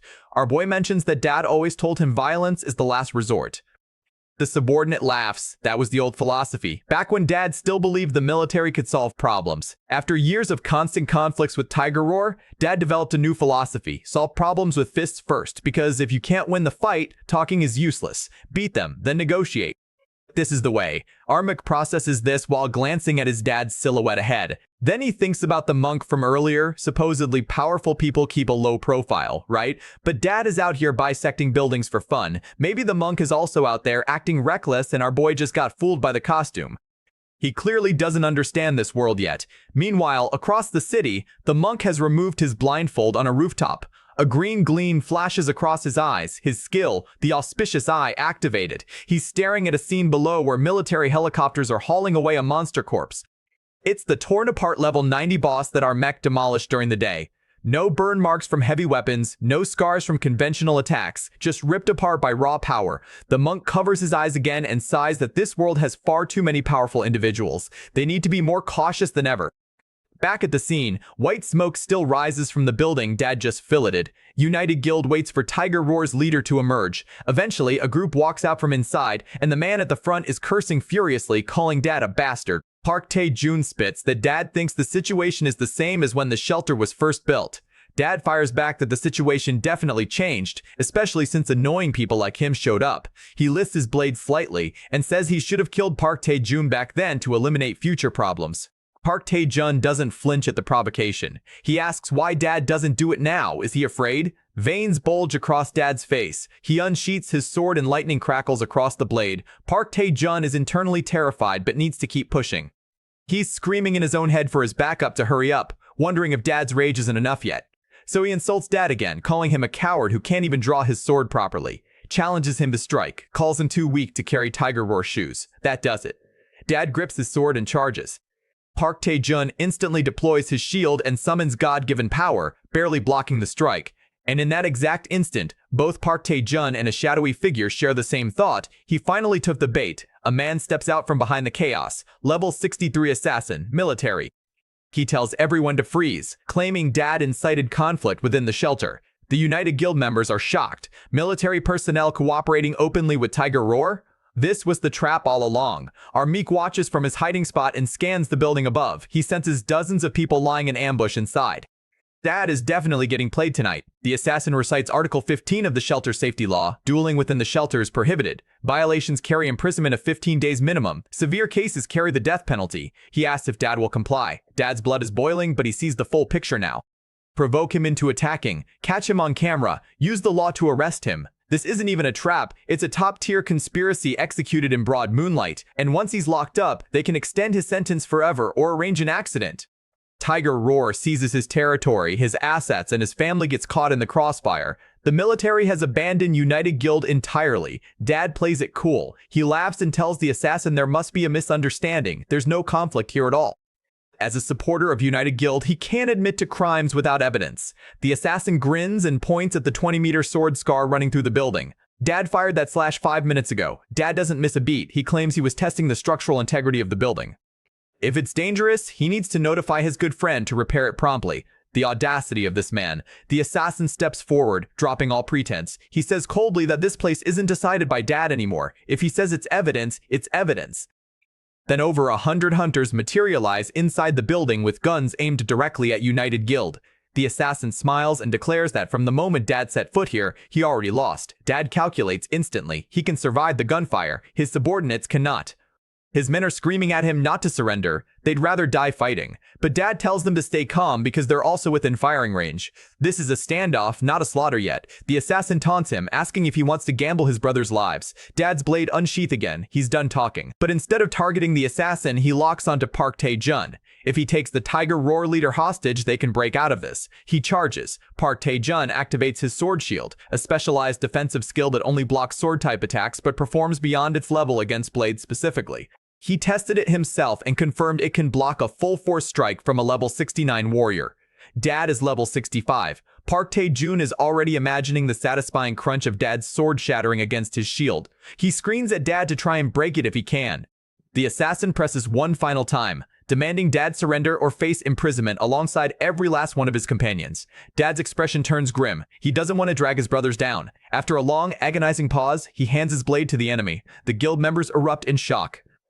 Hante-san can't believe what he's seeing. The military personnel flash triumphant smiles. It looks like it's over, except Hante-san knows something nobody else does. He and Dad share a private signal system. When Dad raises his sword, it means ready. When he releases it, that means the fight is about to start.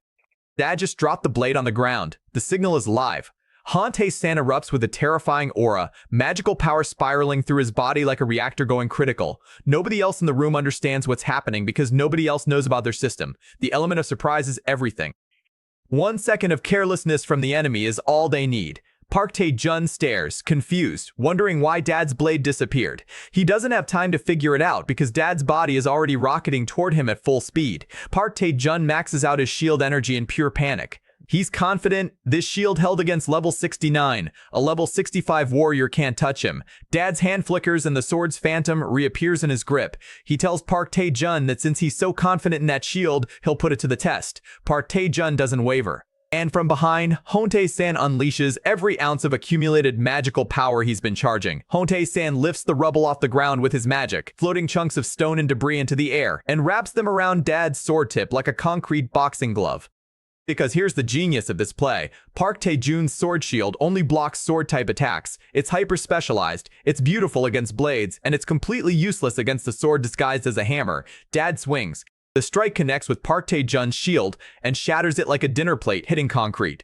The impact sends shockwaves through Park Tae-jun's internal organs. His insides are doing backflips. The man calculated for a sword. He got a wrecking ball. His face says it all. Total miscalculation. And Dad isn't done. He winds up for consecutive strikes, ready to finish this. The level 63 assassin sees what's happening and laughs, claiming he knows exactly what Dad's target is. He spins and whips a dagger toward Dad at close range, taunting that he can touch Dad, but Dad can't touch him, because laying a finger on military personnel is an automatic death sentence, but Auntie-san is already there. He squeezes his fist from a distance and a stone net erupts from the ground, catching the assassin's arm mid-swing like a bear trap made of granite. The floating debris restricts the assassin's movement completely. On the other side, Park Tae-jun is in full panic mode. He screams at his soldiers to open fire immediately. Guns start blazing, and Hani-san brings his two fingers together, points upward, and a massive stone wall explodes from the floor, blocking Park Tae-jun's escape route and catching every bullet simultaneously. This man just created a private arena for Dad to get a solo kill. Absolute teammate behavior. Dad's heart is pounding with excitement. All he needs to do is grab Park Tae-jun, use him as a hostage, and the entire guild can retreat safely. His hand reaches forward, and Park Tae-jun's body vanishes like smoke, just disappears. Dad grabs nothing but air. The assassin cackles from behind the stone cage. He explains that when Hante-san's rubble trapped him in the shadows and Park Tae-jun's shield shattered, the residual magic marked Park Tae-jun's body. That mark unlocked the assassin's skill Shadow Trace, basically the Yellow Flash's Flying Thunder God technique from Naruto. Teleport anyone you've marked to your location instantly. The assassin waves his hand with a smug grin and orders all his men to move in and capture Dad. The hostage is gone. The plan is dead. This is checkmate. Or it would be if a voice didn't cut through the chaos from directly behind the assassin. Our Mac speaks slowly, dripping with killing intent. You just said to make a move. Against whom exactly? Against my father? The assassin's expression freezes. Someone circled behind him, an assassin-class fighter, and he didn't detect a single footstep. He glances back and doesn't recognize our boy, but he knows one thing with absolute certainty. This person is his enemy. He decides to strike first and reaches for a potion at his waist. Park Tae-jun spots the movement and realizes with horror that it's the lethal poison they prepared for killing level 90 bosses, and he has no idea when this military officer stole it from their supply. The assassin breaks free from our May's pressure using every ounce of his strength, whips around, and launches 3 daggers at our boy's vital points in a single motion. Dad sees this and panics completely, screaming at his son to run. Park Tae-jun is cursing the assassin in his head. This psychopath is about to kill everyone in the area because nobody present can survive this poison's corrosion, himself included. The poison erupts into the air and spreads in every direction. Within seconds, 4 or 5 soldiers drop dead from exposure alone. Park Tae-jun didn't want it to go this far, but at least the poison will eliminate United Guild's forces. He needs to escape the toxic zone immediately. He turns to run, and a massive hand reaches out and snatches both him and the assassin by their bodies like a man grabbing 2 chickens off a shelf.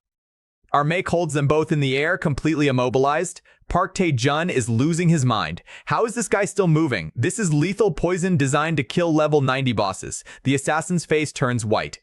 There's only one explanation for someone functioning inside this toxin. They're so far beyond level 90 that the poison is basically air freshener to them. Both men share the exact same thought at the exact same time. Today, they provoke someone they absolutely should not have. And those 3 daggers the assassin threw at Army's vital points, they're sitting in his mouth. He caught them with his teeth. He spits the handles onto the ground like sunflower seeds and tells both men not to move. If either of them twitches, he's sending them straight to the afterlife. Park Tae-jun's brain is doing overtime. Every player has 5 core attributes: intelligence, perception, strength, agility, and constitution. If this man can tank boss killing poison without flinching, his constitution is at minimum level 100. Our meek orders them to tell their soldiers to drop weapons. The assassin, because he apparently has a death wish, refuses to comply. He grabs our boy's leg, vaults into the air, locks his arm in a joint hold, and screams at Park Tae-jun to attack now. Park Tae-jun's eyes light up. This is a golden opportunity. He rushes in for a sneak attack while our make is restrained.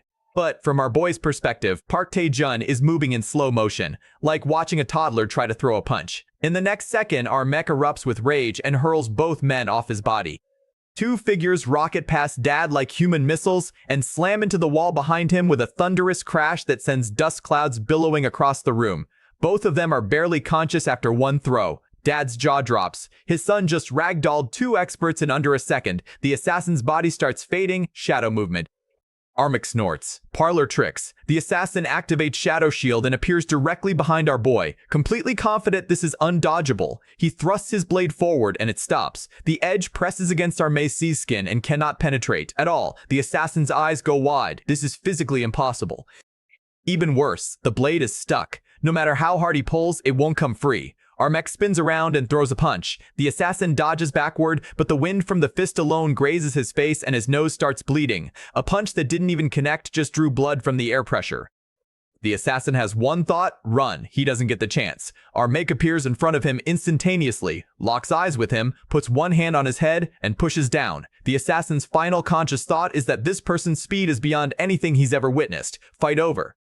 Our boy stands up and starts walking. With each step forward, every soldier in the room takes a step back. Their commanding officer is unconscious in his hands. Not one of them dares demand his release.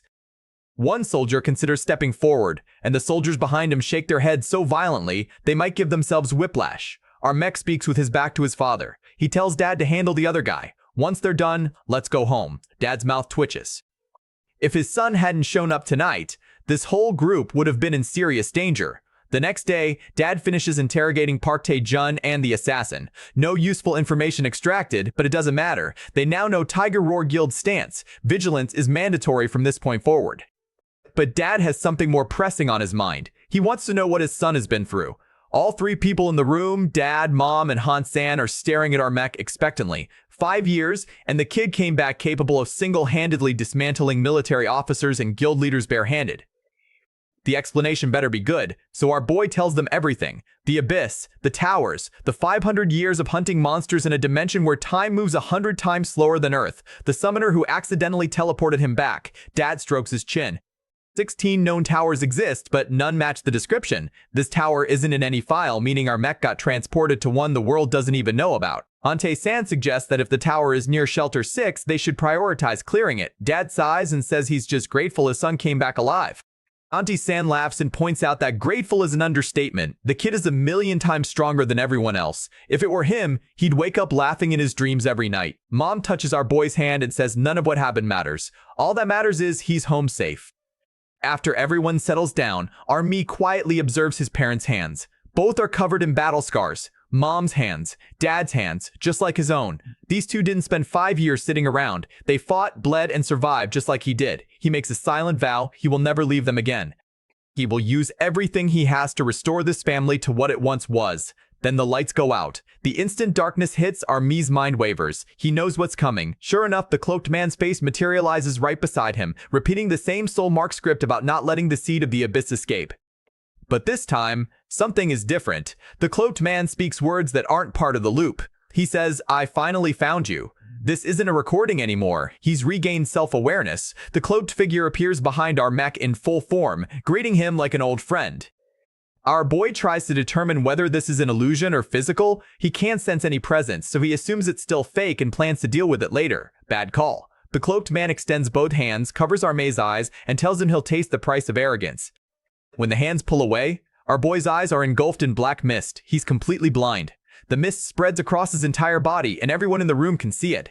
Mom panics, asking what's happening. Dad notices our boy's eyes have turned into swirling voids of black fog. No whites, no pupils, just darkness.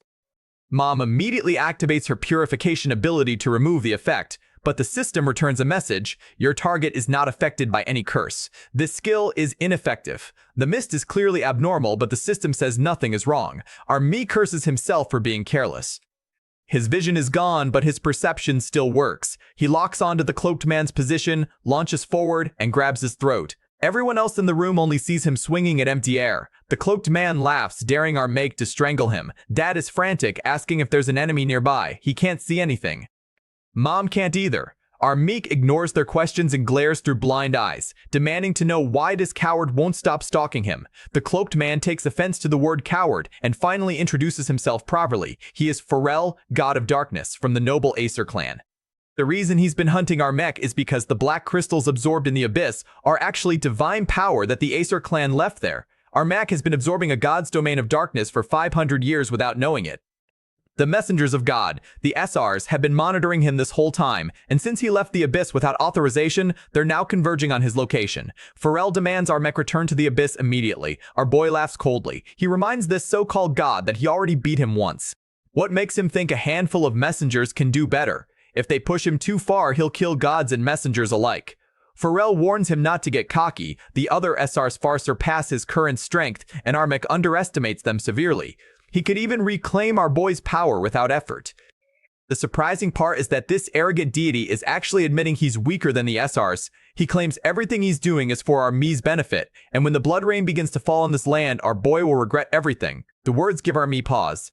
He has no reason to trust Pharrell, but he also can't confirm his own strength against the Asars. He doesn't know what to do. Then both of them hear movement outside the door. Before the figure enters, a deep incantation accompanied by golden light fills the room. Terrifying power erupts through the doorway and slams into the cloaked man, causing him to scream in pain. The black mist over Arme's eyes begins to dissipate. Pharrell is pinned in place by a binding force, no technique, no escape. The newcomer speaks calmly. What Pharrell just said is true. He believes him. Dad's face lights up. It's Shu Zansi, the monk from the shelter entrance. Just as our mech suspected, the fake monk is a genuine hidden powerhouse. Our boy asks Dad if he knows this man. Dad nods and says they're more than acquainted. They co-founded United Guild together. After 2.5 hours of discussion behind closed doors, Shu Zansi lays out the situation. He points to his own eyes and explains that while he's not an Isar, his eyes can perceive divine power. That's how he used forbidden arts to seal Pharrell. His divine power shares the same nature as the cloaked man's, but far surpasses any deity in raw strength. Multiple massive divine powers are converging on the shelter, the Isars are coming, and they want our Mi's power. Pharrell's words were genuine, but our boy absolutely cannot return to the abyss because what lurks inside the tower is far more dangerous than any Asar. Pharrell was trying to trick him into going back solely to reclaim the absorbed divine power. What our mech needs to do right now is leave and join the military. Our boy nearly chokes. Join the military? The same military that just tried to carpet bomb him to death? Shu Zansi laughs and says the current military may be corrupt, but there's one person among them worth trusting, Park Soo-jin. Once our Meek officially enlists, the SRs won't move against him so easily. Our boy asks the obvious if he leaves, who protects his parents. Shu Zansi reassures him. The Isars follow an unwritten rule. They don't involve ordinary civilians. That's the only reason the alliance still exists. He releases his aura, golden light points radiating from his body, and declares that with his power equal to the Isars themselves, no one will dare touch this family. As long as they're not stupid, our boy's parents are safe. Meanwhile, at Tiger Roar Guild's conference room, 4 figures stand in a circle, radiating displeasure. This is the SR squad. One of them, Bei, scoffs that assembling all 4 of them for some systemless kid is a waste of time. The intelligence says the white-haired youth is Chojin Han's son who probably stumbled into a tower by dumb luck. He suggests leaving it to Filong alone. Filong, a walking anger management issue, immediately takes offense, asking why he should handle the trash solo. The two are about to throw hands when a blue-haired woman named Athena, also an SR, rests a hand on Filong's shoulder and shakes her head. Follow the boss's plan. Then the man seated at the front speaks. He's joining this operation personally. The room goes silent. Even the boss is moving. This is a direct order from Zeus. They must eliminate the child named Yukdu. Additionally, Tower 16 near Shelter 6 is about to activate, the benefit of controlling a tower completely. The stubborn alliance refused Tiger Roar's proposal, so now they're proceeding with their own plan. The target list isn't just Yukdu. It includes his parents and the entire alliance leadership. Infinite killing intent erupts from the boss's eyes as he declares that no one can refuse Zeus's command. This must be handled perfectly. This is Lick, boss of Tiger Roar Guild, level 1118, inheritor of Zeus's divine power. The strongest hunter in the world just put a hit on Army's entire family. On the alliance side, preparations are made. Shu Zhansi tells Army to find Park Soo-jin at command. She's an old acquaintance and will take care of him. He adds one critical warning. If battle breaks out, watch for the Curse Master. Once the curse formation activates, even Tiger Roar can't interfere with it. Mom smiles and tells our boy to go with peace of mind. The alliance stands guard. She and dad are strong. Nothing will happen. Our mech nods, but unease gnaws at his chest. He just got his family back. Leaving them feels wrong in every cell of his body. 15 minutes after our mech departs, Shu Zhansi sits quietly at the main gate, waiting.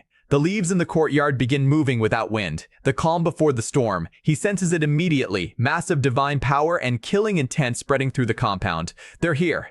Pitch black divine power explodes through the gate. 4 figures stand at the entrance. Each one radiates power that makes the air feel heavy. All 4 are Isars. The attack slams into Shu Zhansi's position, but he remains completely calm, plants one hand on the ground, and deploys the golden bell barrier. Every ounce of black mist rebounds off the shield like light hitting a mirror. Behind him, Mom, Dad, and Hante-san stand watching, shocked by the sheer pressure of what just attacked them. All 4 Isars enter the compound, then a 5th figure appears behind them. Every Isar bows. This is Lick, Tiger Roar's boss in the flesh.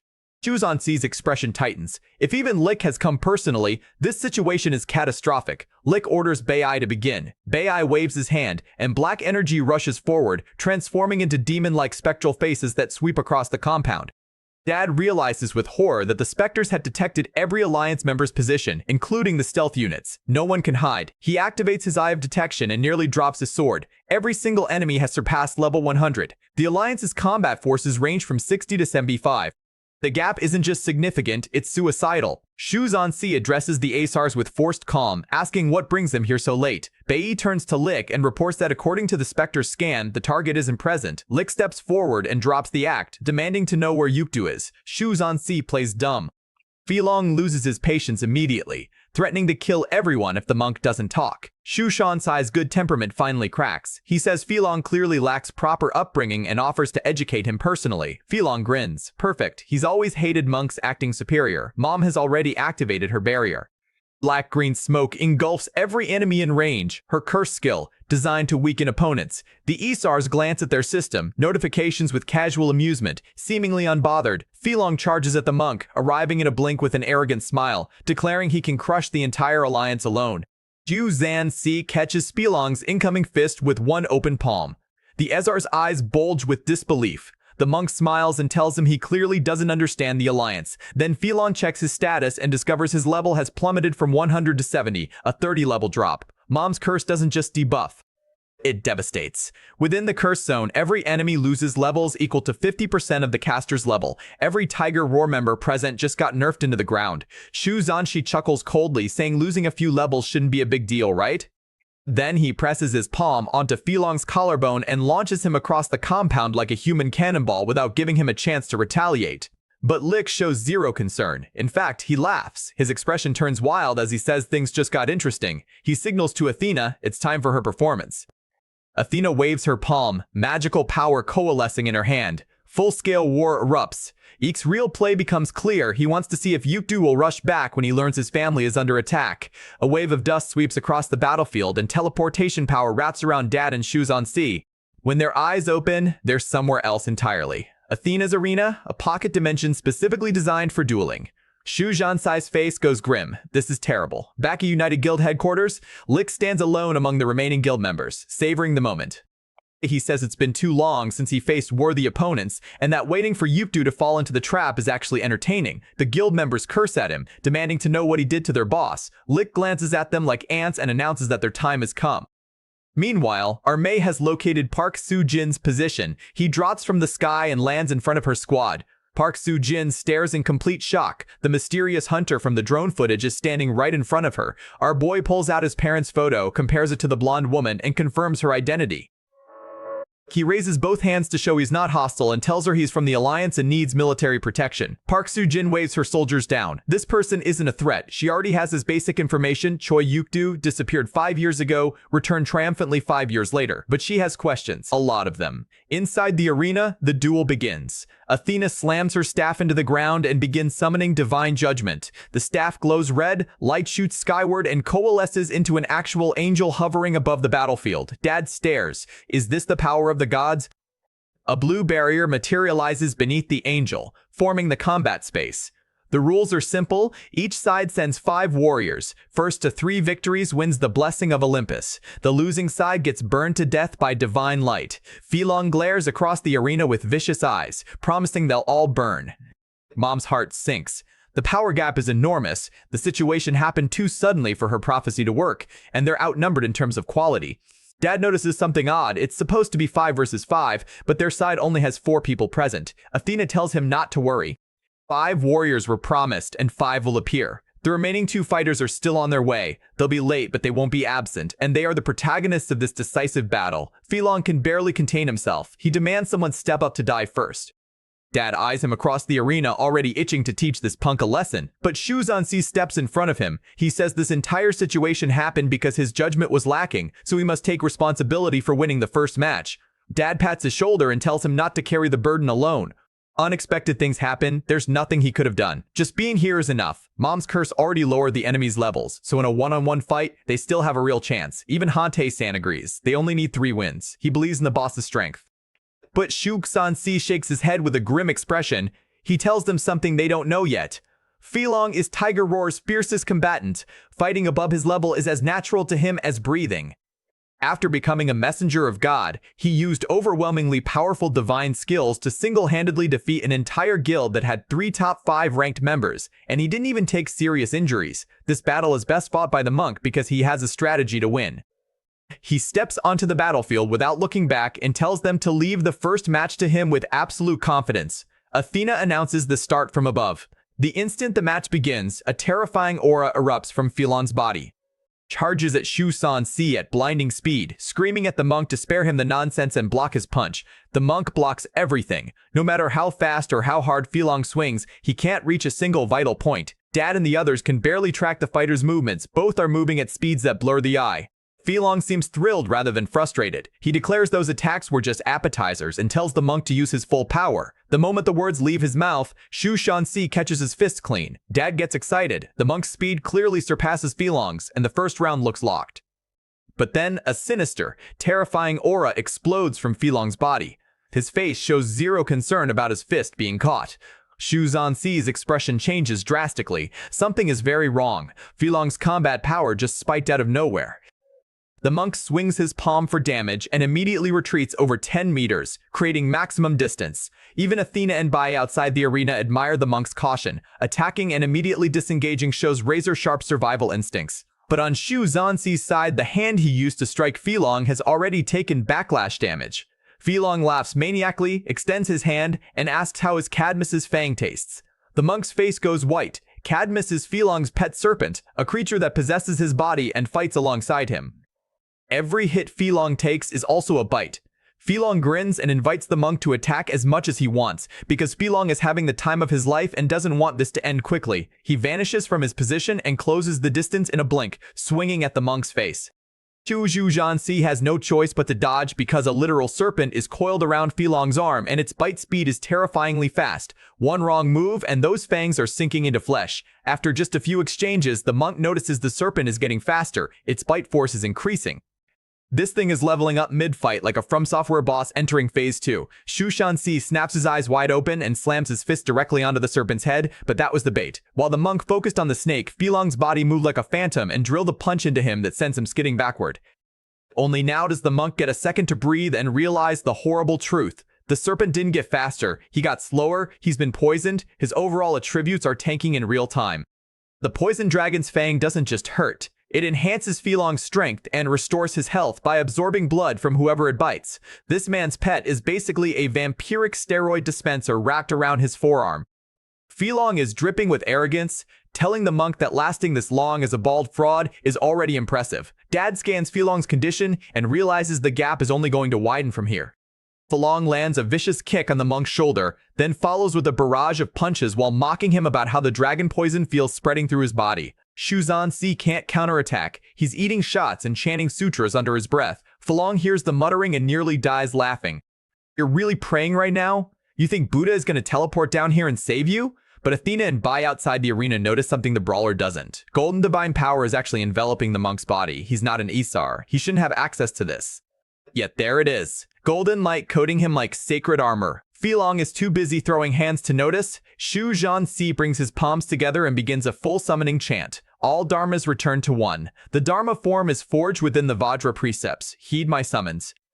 A massive golden Buddha materializes in the void above the battlefield. Its eyes look down at Filong with pure contempt, like a god judging a cockroach that wandered into a temple. The sheer majesty of it is unshakable. Filong sees it, gets shocked for approximately 1 second, and then decides he doesn't care. He charges in declaring these are just petty tricks. Shu Shanxi's figure launches forward at insane speed, and Filong grins. This idiot actually wants close combat? He must be relying on that divine armor. This reminds Filong of a past kill. Someone once tried to block the poison dragon's fangs with condensed divine power. Didn't last 2 rounds. Divine power is an even richer energy source than blood. It's basically a 5-star meal for Cadmus, so Filong is already writing the monk's obituary in his head. Except Shu Shanxi's fist crashes into Filong's face so fast the Izar doesn't even see it coming. The recoil launches Filong's body through the air. Then the monk's foot connects with his lower abdomen and blood sprays from Filong's mouth. The divine power didn't just give the monk armor, it suppressed the poison dragon's debuff entirely. Speed restored, strength restored, reaction time restored. Every stat that was tanking is now back to full. Shu Shanxi proceeds to beat Filong like he's settling a personal grudge, unleashing every ounce of frustration from the first half of the fight. Filong's pain tolerance is genuinely elite. The man is the tankiest fighter in Tiger Roar, so he absorbs the hits and finds openings to counterattack with the poison dragon. His eyes are wild with excitement as he tells the monk that divine power is the most perfect nourishment for his pet. The poison dragon is actively absorbing the golden energy from the monk's body. Shu Shanxi is shocked. His divine armor is being eaten. Filong laughs and declares victory. Your divine power is mine now. Except the divine power he just absorbed suddenly locks his entire body in place. His face twists with horror. He can't move. He can't mobilize any divine power whatsoever. The absorbed energy has turned into shackles. Shu Shanxi chuckles and calls him arrogant for celebrating too early. He blasts a punch into the poison dragon and drops the truth bomb. The energy coating his body was never divine power. It's something called Rakshasa power, and it places an extreme burden on any body that tries to absorb it. Filong is stunned. If the poison dragon can't absorb it and it's not divine power, then what the hell is it? The monk looks at him like he's looking at the dumbest student in class. When did I ever say it was divine power? You're far too naive. Mom watches calmly from outside the arena. She understands now why Shu Shanxi chose this path, transforming into a Rakshasa. It permanently locked him out of ever becoming an Isar, and the power is limited to his physical body strength. The karma it generates is extreme and nearly impossible to control. Only constant meditation and accumulated merit can prevent the karma from consuming him. And here's the punchline. Filong just ate a full serving of uncontrollable karma. For someone who has spent his career doing evil, he has 0 meditative power. Controlling that karma is like trying to hold a live grenade with greased hands. Shu Shanxi brings his palms together, bows, and tells Filong with a perfectly polite smile that his frequent evil deeds have left him with no meditative power whatsoever, which is exactly why he can never handle this karma. Dad cheers that he always knew the monk would win this round. Athena and Bai outside are surprised but not defeated. They acknowledge it's a clever trick, but insist it's not enough to beat a real Isar, and they're partially right because Filong forces himself off the ground through sheer fury. His divine power is so drained he can barely maintain the poison dragon's form, but his eyes burn with rage. He'd rather die than lose this match. He grabs the poison dragon on his shoulder and literally tears its mouth open with his bare hands, releasing a massive burst of the dragon's blood. Every drop that hits the floor creates clouds of pink toxic mist. Shu Zansi immediately covers his face. The blood is lethally poisonous. The entire arena fills with dense fog. Then war drums start pounding, actual war drums echoing through the poisonous haze. Dad and Hante-san are baffled. Where is that sound coming from? Inside the smoke, Filong is conducting a ritual, completely immune to his own toxins. He calls out to General Ares and offers the poison dragon's blood in exchange for a divine weapon. The toxic tornado coalesces and a crimson spear materializes in midair. This is his final trump card, a genuine divine weapon. Athena is astonished. Even Ezars can't use divine weapons without level restrictions. It can only be wielded briefly, but it carries the power of the gods and adapts to whatever fighting style the user needs. Bai laughs and calls this the gap between ordinary players and Ezars. The monk might actually be dead now. Athena has one concern. Filong offered the poison dragon that Ares originally gave him. If the gods notice, they'll be furious. But if Filong wins, Ares will probably let it slide. And if he loses, the punishment will be unimaginable. Still, Athena dismisses her worries. An ordinary player could never beat an SR holding a divine weapon. Filong's confidence is through the roof. He no longer takes the monk seriously at all. He charges in for close combat and Shu Zansi realizes he can't even see the spear in Filong's hand. It's invisible or moving too fast to track. He tries to create distance, reasoning that range should keep him safe. A spear slash cuts his cheek before he can finish the thought. The weapon's reach is absurd. Filong screams that his next attacks will be even fiercer, and an explosion detonates right beside the monk's ear. He barely blocks it with an incantation. The system delivers devastating news. Due to the corrosive effect of Ares' blood, his defense has decreased by 50%, half his defense. Gone. Filong walks toward him casually, saying the armor should be broken by now. He moves like lightning and throws a punch. The monk dodges, but the spear launches spikes from multiple points on Filong's body simultaneously. Shu Zansi is horrified. He can shoot spear attacks from any part of his body. How do you fight something that turns the entire opponent into a weapon? If the monk hadn't weakened Filong earlier, he'd already be dead. Shu Zansi lands a palm strike, but it's negligible. Filong swats it away easily. The monk retreats to assess the spear's maximum range. Then he raises his hand and begins chanting a purification mantra. Filong laughs, asking if this is really his limit. Then he slashes his own palm open and lets his blood spray across the arena, extending his attack range through blood-formed spear spikes. He declares distance won't save the monk anymore. Shu Zansi ignores the provocation entirely and keeps chanting. A magical formation manifests above Filong, pressing golden light down on him with immense gravitational force. The prison seal is working, Filong is pinned. Then the monk silently recites the mantra of Lan, purifying the poison dragon's blood effects, but Filong refuses to stay down. He plants one hand on the ground and physically forces himself to stand while bearing the full weight of the suppression field. His body is cracking, his muscles are screaming, but the man does not quit. He launches more blood spears at the monk.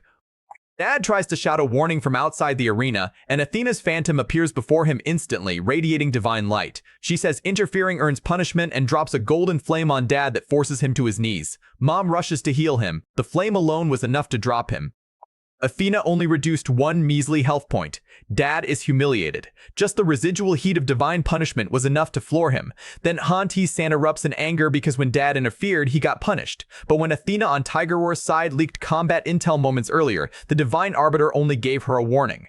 The favoritism is blatant. Dad shuts him down, it doesn't matter. Just watch the fight. If the monk wins, nothing else matters. Inside the arena, Shu Zansi remains focused. He begins chanting a new sutra, and something appears behind him that makes everyone's jaw drop. A Dharma form materializes, the sacred phantom of Fudo Myo, the Dharma god. It only carries 10% of the original's power, but even that is beyond what any Isar can handle. Filong stares at it in furious disbelief. Why does this monk keep pulling out trump cards like a magician doing an infinite card trick? Shu Zansi continues chanting without acknowledging him. The summoning sutra takes 30 seconds of unbroken concentration. One distraction and everything resets. The monk has to recite while pinning down an enraged Asar who is actively trying to kill him. Every time Filong tries to stand, the monk pushes his hand down and the Isar drops back to his knees. The humiliation is nuclear grade, being forced to kneel while your enemy calmly prays in front of you like your furniture. Filong, in a move that Athena immediately calls idiotic, tears open his own flesh to launch blood attacks at the monk rather than focusing on breaking the gravitational seal first. With the Dharma Eye active, Shu Shanxi sees every blood sword coming and dodges them like he's Neo in the Matrix lobby. Filong has lost all rationality. He's throwing everything he has and nothing lands. 15 seconds left on the sutra. Then the monk's eyes start bleeding. The Dharma Eye has reached its limit. Both fighters are at the edge of collapse. This is now a pure race. Who breaks first? 9 seconds. Mom is already smiling. 6 seconds. Athena closes her eyes, accepting the outcome. Bei curses Filong for being a brainless hothead. 3 seconds. Dad and Hante-san feel victory is certain. 0. The sutra completes. Fudo Mio moves. Its speed is beyond anything in the arena, and a mysterious pressure slams down on Filong so hard he can't even breathe. The strongest strike of the Dharma god lands directly on Filong's body. The Asar loses consciousness instantly. Athena's phantom announces the winner, United Guild. Zhu Zanxi exhales a breath he's been holding for what feels like an eternity. He was past his limit minutes ago, sustaining the Dharma Eye by burning his own lifespan. But he won. He bows to everyone and humbly says his abilities are limited and he's fortunate he didn't disappoint. After Filong teleports out, Athena heals his injuries. The man's durability is insane, fully healed in 10 minutes. Athena coldly tells him to train harder because losing to a monk is a disgrace. Then 2 figures appear behind Filong. One carries a long sword, the other holds a whip. Both radiate power that makes Filong's eyes fill with genuine terror. They tell him their father is deeply disappointed in his performance. He now has the honor of being executed by them. Their divine weapons will claim a portion of his power. Filong apologizes desperately, promising he'll never lose again. A thunderous roar tells him to shut his mouth. Failure is failure. No reasons, no excuses. The whip cracks across his body for over 10 minutes, drawing blood with every strike. Dad watches with a chill running down his spine. This is how Tiger Roar treats their own people. When they finally stop, they warn Filong that next time costs him his head. They vanish. Filong hangs on by a thread, and the only thought burning behind his eyes is killing that monk someday. On the opposite end, Shu Sanxi receives praise from his allies. And while Filong is still processing his humiliation, laughter cuts through the silence. The next opponent steps forward. Bai. Purple-black energy swirls in his palm, condensing into a black scythe. He tells Filong he probably won't get that revenge because Tiger Roar is winning this tournament, and the losers burn alive in divine hellfire. Dad studies Bai's aura and judges it comparable to Filong's strength. He decides to take this match himself. Before he steps into the arena, Mom hands him a sachet. She tells him his opponent is Ezar of the Death God, inheriting at least 60% of the Death God's power, meaning his attacks will target the soul directly. This sachet might help. Dad takes it. If Mom is giving him this, it's critical. Behind them, Shu Sanxi and Hante-san shout their rallying cry, United Guild will prevail. Dad responds with absolute determination, promising to finish this and return immediately. He strides to the battlefield center with the posture of a warrior marching toward destiny with zero hesitation. His plan is clean. As a warrior, he can release sword energy for range suppression, but charging takes time. In a one-on-one duel, close quarters combat is his best option. He mentally runs through what he calls the 3-step assassination method. Step 1, flash step to close the gap. Step 2, continuous killing strikes to prevent counterattacks. Step 3, identify the weakness and deliver a finishing blow. Simple, direct, lethal. Ghostly shadows swirl around Bai's body as the match begins. The instant Athena announces the start, Bai swings his scythe and dozens of ghost shadows rush toward Dad. Choi Jinhan executes step 1 flawlessly, flash step through the spirits, slashing left and right in an X pattern that carves through the spectral wave. Bei watches with mild interest, calling him a conventional, predictable swordsman. Dad's figure appears behind Bei with an II style strike, but Bei doesn't even flinch. Dad's blade slices through his body and cuts nothing solid. It was a ghost shadow clone. No sensation of hitting flesh. The strategy just failed, and worse, Dad exposed his trump card for 0 damage. He curses under his breath as dozens of evil spirits materialize behind him, forming a black tornado that engulfs his body. But Bei is already retreating because he knows this tornado can't hold a warrior of Dad's caliber. Sure enough, Dad swings once and carves an exit, then charges straight at what he thinks is Bei's real body. Bei smirks and calls him even more foolish than Filong. Dad's sword splits him in half, another clone. 0 damage again. Dad tracks Bei's voice and locks on a new position, charging in for a 3rd attempt. Another clone, then a 4th, then a 5th. Every single strike hits a ghost shadow. Bei is literally crying with laughter, saying he's never met a swordsman this stupid. Doesn't Dad realize the clones are infinite? He summons dozens more and asks which one is the real body. He breathes mist toward Dad and declares that a warrior who can't see his enemy is worthless. This match is already over. Dad's eyes narrow. Since conventional techniques are useless, he has no choice. He assumes a peculiar stance. blade held vertically in front of his body, gripping with both hands, and his aura surges dramatically. He challenges Bai to face this technique if he's so confident. Bai, the S-rank hunter, doesn't give Dad time to charge. He launches ghost shadows instantly. Dad destroys 2 incoming spirits with rapid slashes. Athena watches from above and believes Dad has absolutely no chance, but notices something strange. Mom's expression is completely calm. Zero worry, zero concern. For someone whose husband is fighting for his life, that composure is suspicious. They must be hiding a trump card. Bai senses a new technique and actually shows interest, inviting Dad to demonstrate. Athena suddenly shouts a warning at Bai to be careful, because in that exact instant, Dad vanishes from his position. He takes 4 rapid steps and appears directly behind Bai. Fire blazes in his eyes. This is his original enlightenment technique, the 8-fold jump. 8 consecutive leaps with speed doubling on every jump. He used the earlier clashes to mask the first 4 jumps in the chaos. Now he charges his legs again and disappears so fast the eye literally can't follow. When he reappears, he's nearly caught Bai blade charged and ready. Bai panics for the first time. Why does this man keep getting faster? He throws a clone into the strike's path just barely in time. Dad's eyes lock through the clone. He sees Bai's real position. He calls out that there's no escape.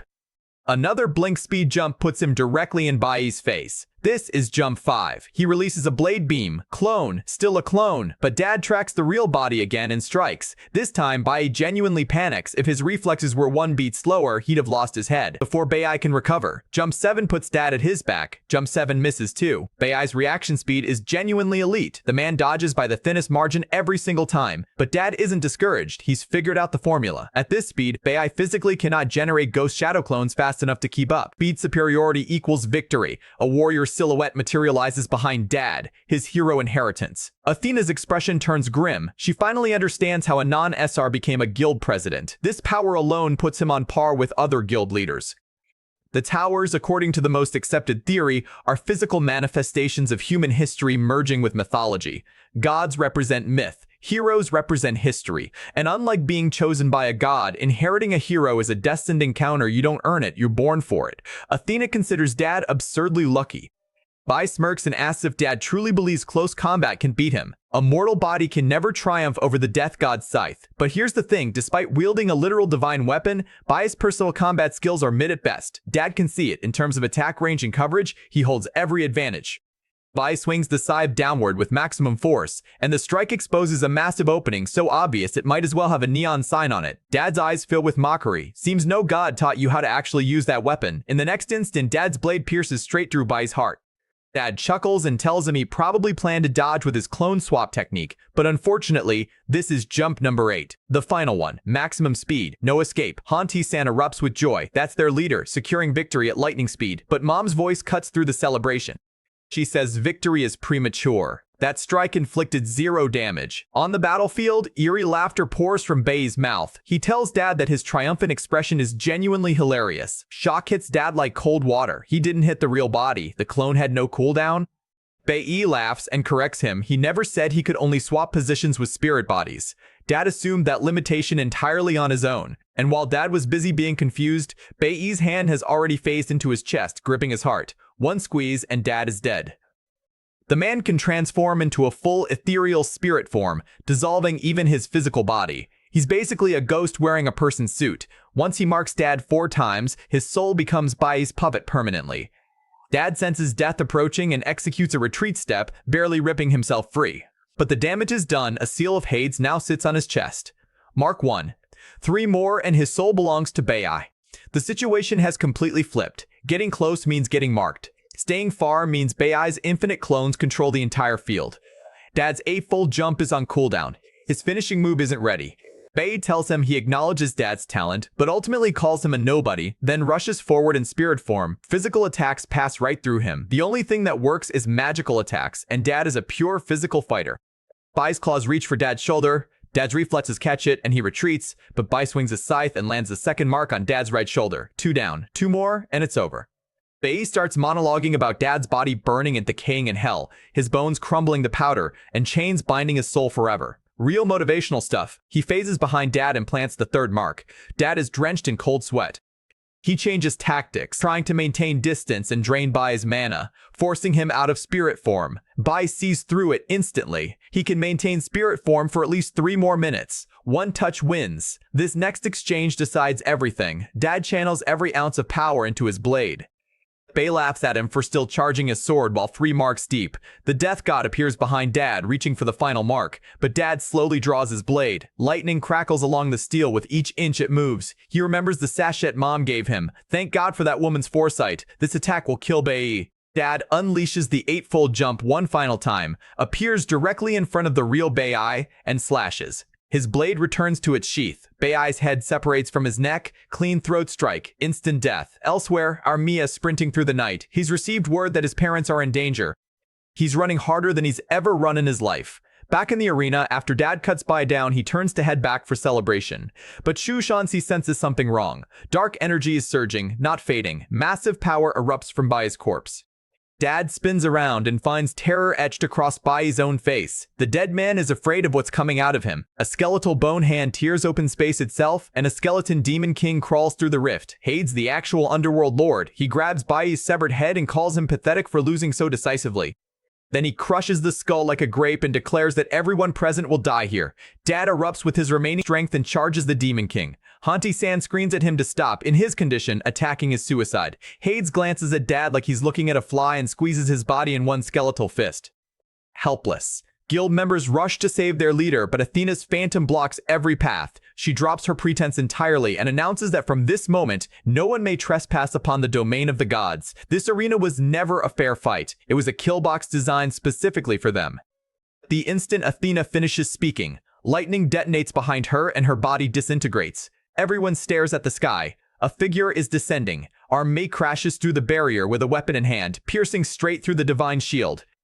He doesn't fully understand what happened while he was gone, but he can see his family broken and bleeding. That's enough. He declares that from this point forward, he's challenging every last one of them. Come at him together. 3 minutes earlier, Hades was crushing Dad's body. Mom screamed for Yuptu. Our boy's eyes erupted with killing intent as a lightning spear condensed in his hands. He slammed the lightning directly onto Hades' skull. The Demon King roared that Dad now belongs to him. Hanta-san pounded the ground and shouted to forget everything else. Rescue the leader first. A stone pillar rose from the earth, boosting our mech into the air. He launched off it, thanked Han-san mid-flight, and targeted the skeleton's arm. One punch shattered it completely. Hades screamed in agony. Our boy pried open the Demon King's grip and pulled Dad free. The killing intent radiating from his body was so thick, it was practically visible. As long as he stands here, nobody dies and nobody leaves. But the real threat isn't the skeleton. It's the man floating above the arena, Lick, the one controlling lightning, the strongest person our mech has encountered since leaving the abyss. Something bizarre happened when Lick's lightning struck him. It dealt no damage, and somehow our boy absorbed the ability and used it to break through the barrier. Lick let him in on purpose. This is a test. Our mech brings Dad to Mom and turns his attention upward. Lick has to go down first. The Tiger Roar boss smirks from above, saying he finds it amusing to watch people lose loved ones and inviting our boy to reach him if he can. Then Filong's voice rips through the chaos. With Athena's phantom gone, the arena rules are dead. No restrictions. Filong charges at the monk for round 2, desperate to wash away his humiliation. Athena doesn't move. She's watching Lick, trying to understand why their boss isn't stopping Filong's rampage. Then she realizes Lick is testing our May's strength. She summons her shield and sword. If this is a free-for-all, she's not sitting out. She glances at the 4th SR, Hogo, an assassin who hasn't spoken a single word since arriving. She asks how long he plans to spectate. He tells her to mind her own business. Assassins reveal themselves at the perfect moment. Athena orders Bai, now transformed into the Skeleton King after Hades possessed his remains, to fight as well. The Skeleton King dismisses her with contempt, saying he takes orders from no one. Terrifying aura erupts from his body. Hundreds of ghost shadows charge toward our May's position. Our boy assesses the Skeleton King's strength and judges it pathetically weak, but can't ignore it because those ghosts could target his family. He orders Ante-san to encase his parents in stone barriers. Ante-san pounds the ground and walls of rock erupt, sealing Mom, Dad, and himself inside a defensive shell. At level 75, with the enemy cursed down 30 levels, he should hold against anything here. With his parents secured, our Meek releases every limiter. Anyone who touched his family tonight is dying. Filong is mid-brawl with the monk, holding the upper hand now that his strength has recovered. Then, our Meek appears above Filong in attack position. The Izar barely registers what's happening before summoning 6 dragon heads on his fists, screaming about how fast this teleportation speed is and daring our boy to attack. One kick. A single kick from our mech shatters every bone in Filong's body in a compound fracture chain reaction. The double S-rank warrior, the man who just had an entire tournament fight built around how terrifyingly strong he is, gets launched across the battlefield by one leg. Athena watches him ragdoll past her and curses him for not surviving a single strike. Our maid tells Shu Zanxi to handle the ghost entities. His karma is a natural counter to spiritual beings. The monk slams his palms together and begins chanting, golden radiance erupting from his body to restrain the specters. Our boy intercepts Athena. She throws her shield, he catches it with one hand. Zero recoil. Her eyes fill with killing intent, but she knows fighting this monster is suicide. She has no choice. Her attacks look elementary to him. He blocks everything with casual hand movements. Then the counterattack begins. He restrains her body with her own shield, smashes the edge into her elbow, breaking it, then hammers the shield directly into her face. He proceeds to use her own weapon to beat her for 3 solid minutes until her face is completely unrecognizable. Something about this woman disgusts him on a fundamental level, and he holds nothing back. Lick's voice descends from above, calling his Ezars worthless. He reminds everyone that the weakness curse is still active. Their levels are suppressed at 70. Unless the curse master dies, they can't fight at full power. A level 70 Asar can't beat a level 100 opponent. Then Lick aims his divine power at the stone wall protecting Armei's mother. Shu Zanxi reacts with horror. He never imagined Lick's power was this precise. He rips off his eye covering and activates his celestial eye, desperately trying to manifest his Dharma form in time to block the attack. But Lick doesn't give him the seconds he needs. Lightning gathers above like a storm being compressed into a single point. Then it fires. The bolt hits the stone wall with staggering force. Hante San's barrier shatters. Rubble buries everyone inside. Armei's heart stops. He sprints toward his mother's position and sees a hand reaching out from a gap in the ruins. Mom's hand. It wavers in the air, then drops limp. His mind goes white. This can't be real. He races toward her, but Athena's shield screams toward him from behind. He punches it away, and his arm actually takes damage. The weakness curse on Mom has broken, which means Athena's full power has returned. She's jumped from level 72 to 100. She tells him with vicious satisfaction that since the curse lifted, his mother must be dead. Our boy sends Athena flying with everything he has and screams at her to shut her mouth. The truth is, Mom isn't dead yet. Athena lied to trigger his emotions, and it works perfectly. Rage clouds his judgment. Athena stabs a light sword through his body, but it does 0 damage. She checks with her perception and discovers the horrifying truth. His body contains divine power surpassing the gods themselves. A black hole exists inside him, absorbing any divine power-based attack and converting it into his own strength. She's completely baffled, this much power, and he doesn't even know how to use it. No wonder Lick ordered the kill. Our Mac ignores her and sprints for his mother. Athena orders all SRs to converge. 3 powerhouses close in simultaneously: Athena, the Skeleton King, and Hogue the Assassin. They fear that if our boy masters his divine power, he'll surpass them, surpass the gods, surpass everything. This has to end now. They launch their strongest combined attack. Dust and debris explode across the battlefield. When the air clears, our mech sees 3 bodies lying in the ruins. Honte-san, his father, his mother. He collapses to his knees. His spirit hits the breaking point. 500 years in the abyss, 1 day with his family, and now they're gone. Just as everything inside him starts to shatter, Mom's hand strokes his cheek. She's alive, barely. She tells him not to cry. Crying won't look good.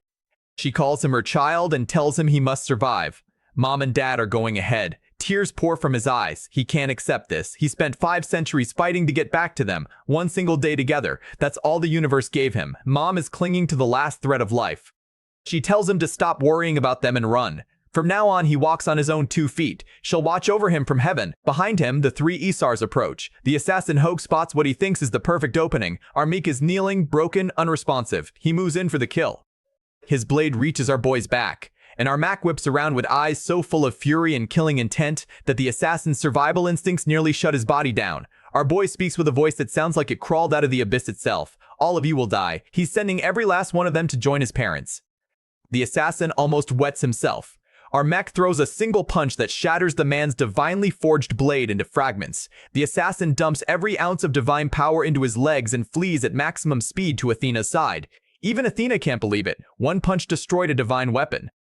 Athena takes to the air and orders everyone to never engage him head-on. Our mech vanishes from his position and reappears in front of her. His fist crashes into her shield with the force of a freight train. She feels like an ordinary human getting hit by a truck. Every bone screams. He channels pure rage into combat power. 1 punch shatters her shield completely. He grabs the fragments and crushes them in his fingers. He tells them he's going to slaughter every last one of them. Athena screams a warning, don't use divine power or he'll absorb it. Before she finishes the sentence, he's already in her face again. One devastating punch sends her rocketing backward like she was fired from a cannon. The assassin watches from the sidelines, his heart hammering. What is this person? Our Mac locks onto Hogo next. The assassin is using invisibility, but our boy's perception cuts through it like it doesn't exist. Hogo's crisis alarm goes haywire. He shouldn't be visible, but Army's fist appears in front of his face and forces him to accept reality. Then the Skeleton King makes a move toward Mom's body while our boy is occupied. Shu Shanxi charges to intercept and gets hammered into the ground before he can even scream. The Skeleton King already despised the monk and wasn't about to let him play hero. Armik senses the danger and sprints for his mother. Bai launches an energy blast at his back. When the smoke clears, our boy is still standing. He absorbed the entire attack head-on. Bai is furious and charges another round. Then Athena, the most ruthlessly cunning fighter on the field, executes the dirtiest play of the night.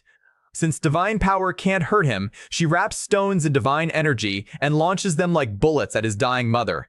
If she can't kill the son, she'll kill the mother right in front of him. Our mech throws himself over Mom's body, blocking the rocks with his own flesh. Stones rain down from every direction. There are too many. Some get through and strike Mom's face. Tears stream down Mom's cheeks. She tells him to leave. He refuses. If he can't protect his family, there's no reason for him to exist. Cold voice cuts through everything. He mocks the touching family scene, then summons his divine sword, Atropos' blade, the sacred relic of the three fates, a weapon that severs the threads of destiny itself and cuts through all divine power. If our mech can absorb divine energy, this blade exists specifically to sever that connection permanently. Lick transforms the blade into an arrow and takes aim. Below, Shu Shanxi regains consciousness and looks up at the crackling lightning above. He screams at our mech to run. No one can withstand this attack, not even him. But our boy doesn't move. Mom calls his name from behind. He turns. She's holding out the sachet she prepared, her final gift. With sorrow in her eyes, she tells him they've only been reunited for one day and already faced the separation of life and death. She has nothing else to give. Mom and Dad will always love him. Lightning falls from the sky. Not ordinary lightning, thunder forged from Atropos' blade. When it hits, the earth itself is devoured. Everything is destroyed. The arena is pierced with a massive hole. Above the crater, Lick watches with satisfaction. His system confirms the sacrifice to Zeus is complete. The deity is highly satisfied. He descends, reunites with Athena, and tells her not to worry about whether the target survived. Zeus confirmed the kill. What matters now is preparing for the war they just started by attacking the Alliance. Deep underground, Army's body sinks through dark water. He can't move.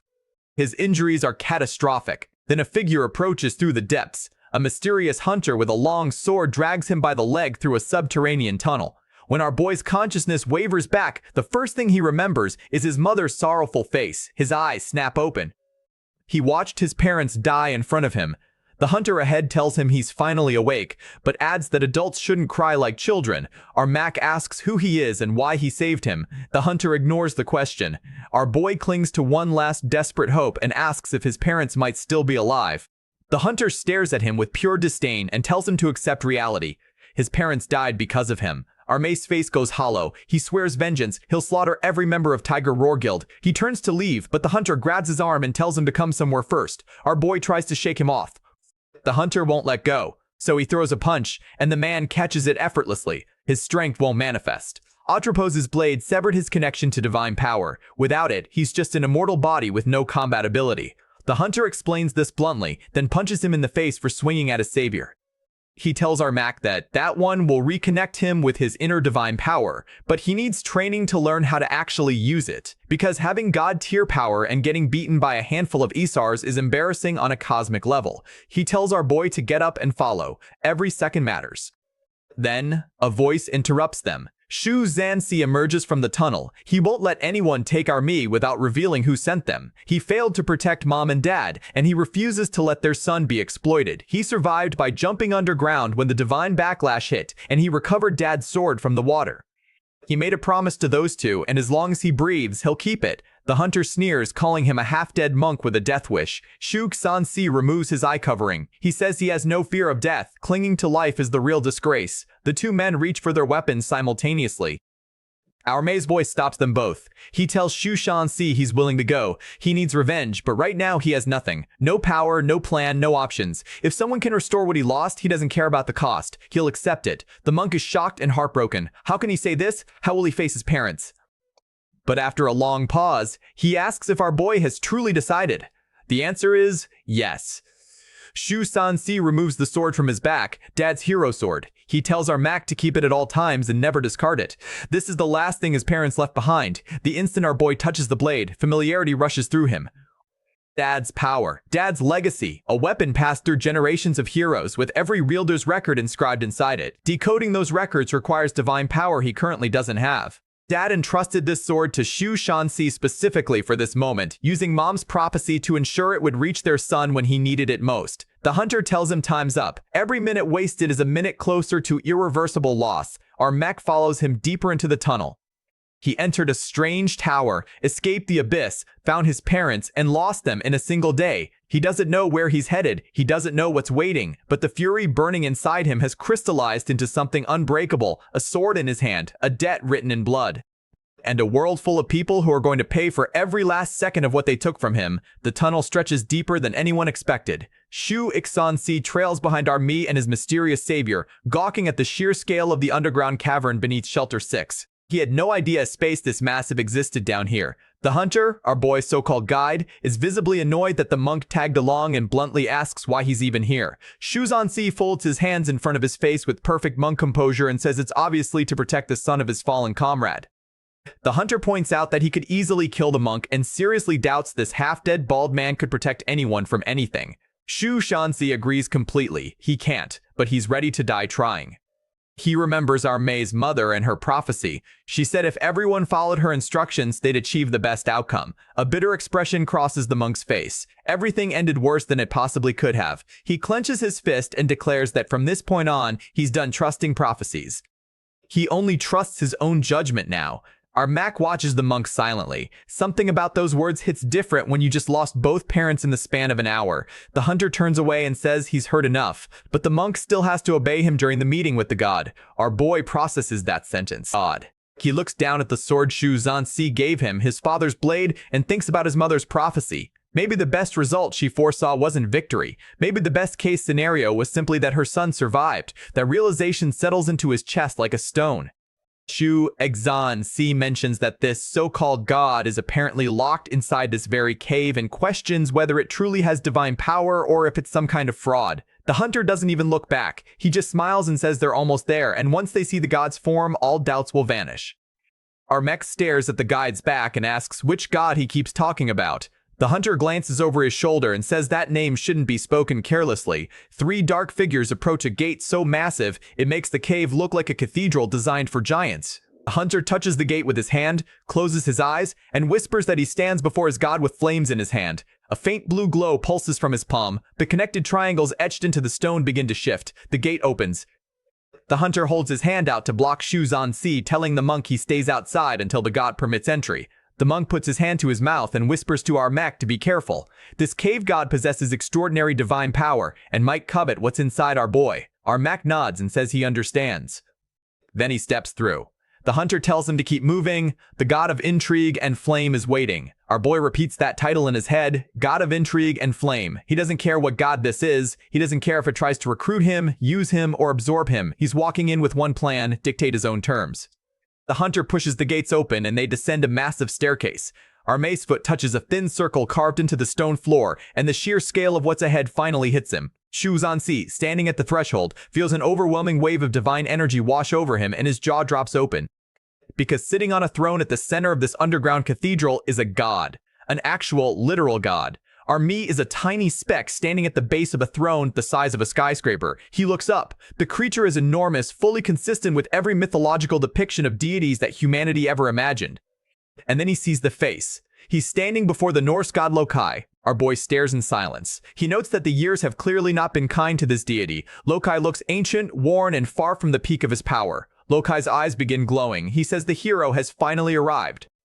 Then he looks down at this tiny human and comments that maintaining such calm in the presence of a god is remarkable, clearly an unusual person. Our Mac doesn't flinch. Loki asks if the boy wants to avenge his dead family. Our boy raises his hand and says that's exactly why he came.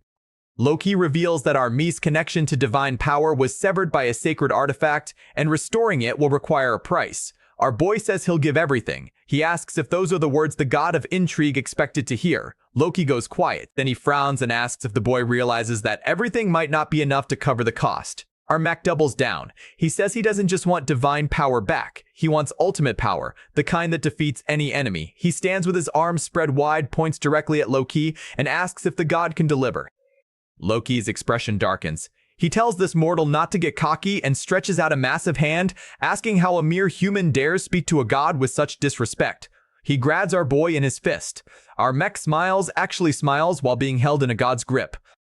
He tells Loki that the deity created his own follower, who then went through enormous effort to bring our boy here. That means Loki needs something from him, and if he had to guess, Loki wants to absorb his divine power to revive his fading body. Loki squeezes tighter and calls him an arrogant fool. Our boy shouts that he guessed right. Loki's eyes narrow. Our mech pushes further. He says this god can kill him and take the power by force. Can't he? Silence. Loki unclenches his fingers. He closes his eyes and admits that the divine power inside this human does belong to the Norse gods, but he cannot take it. Our boy extends his hand toward the god and says that in that case, they're equals now. He always suspected the power he absorbed in the abyss was connected to the Norse pantheon. Loki stares at this mortal who just negotiated himself into a peer position with the deity and calls him very brave. Our mech shakes Loki's fingernail like a handshake and asks if saying nice to meet you is sufficient. Loki warns him that myths are full of stories about people who disrespected him. Our boy fires back that empty threats only ruin the sympathetic image those very myths created. This man is trash-talking a Norse god to his face while standing in his palm. Absolute legend behavior. Loki calls him an annoying fly. Then the god clears his throat and gets serious. He says his days are nearly over. He'll state his terms briefly. Our mechans sense it. Without divine power, Loki is just a massive, crumbling shell. If the god is offering an alliance, he's willing to listen. Loki tells him he must return to the towers. There are 16 towers on the planet, each filled with a different god's divine power. The other Norse gods' towers have been unlocked, but none have awakened. They cannot allow outsiders to steal their power. Our mech asks why the Norse gods haven't awakened. Loki's fist clenches and he shouts that it's because they were betrayed, but he'll explain later. For now, the bare essentials. Their common enemy is the Greek gods, the same pantheon that Zeus belongs to, the same Zeus whose power Lick inherited, the same divine order that just murdered our boy's parents. The enemy has a name now, and it's Olympus. Loki presents 3 options. First, absorb Searcher's flame, which cleans his divine power and returns it to its original form. The catch, the flame feeds on the user's own divine power, and if it runs out, the fire burns the body to ash. Basically, a ticking time bomb strapped to a nuclear reactor. Second, plant the seed of the world tree inside his body, transforming it into a perfect vessel that can control every particle of divine power. The catch, this path takes an extremely long time. Third option, take both. The world tree grows faster by feeding on the pure energy created by Searcher's flame, and the flame reduces bodily damage by burning the excess growth of the world tree. They balance each other. Sounds perfect except for the price. Choosing both means Ragnarok itself will personally appear before his soul. And the moment the balance between flame and tree is lost, his body turns to ash instantly. No second chances. No margin for error. Loki asks what he chooses. Our mech smiles and says the god essentially gave him no choice at all. He stretches out both hands and picks option 3. Loki throws his head back and laughs, declaring this is fine with him. Pain immediately rips through our boy's body, marking sear into both arms. It feels like he's about to combust from the inside out. 2 forces that fundamentally repel each other begin merging within him simultaneously. Loki watches and muses that he never imagined the last hope of the Norse gods would be a mere mortal. Then Armi is pulled into his spiritual world. He finds himself standing in a scorched wasteland, his inner soul burned to nothing by grief and rage. But in the center stands an impossibly massive tree that grew from the planted seed in seconds, and sitting beside it is a green giant with a book in his hands, the messenger of Yggdrasil, the world tree. The giant observes that our boy's divine power is chaotic and that he can see his past. He notes that the hero's spiritual world has been burned to ashes by the flames of wrath. On one page of the book, Armi's parents are visible. The giant says that as Yggdrasil's messenger, he doesn't want to see tragedies, children losing parents. He offers to turn the scorched earth of our boy's soul into flowering meadows. Our mech smiles and says that doesn't sound free. The giant slams his book shut and calls it a mutually beneficial deal. He asks our boy to choose him as his mentor. Before our mech can respond, a scream rips through the spiritual world.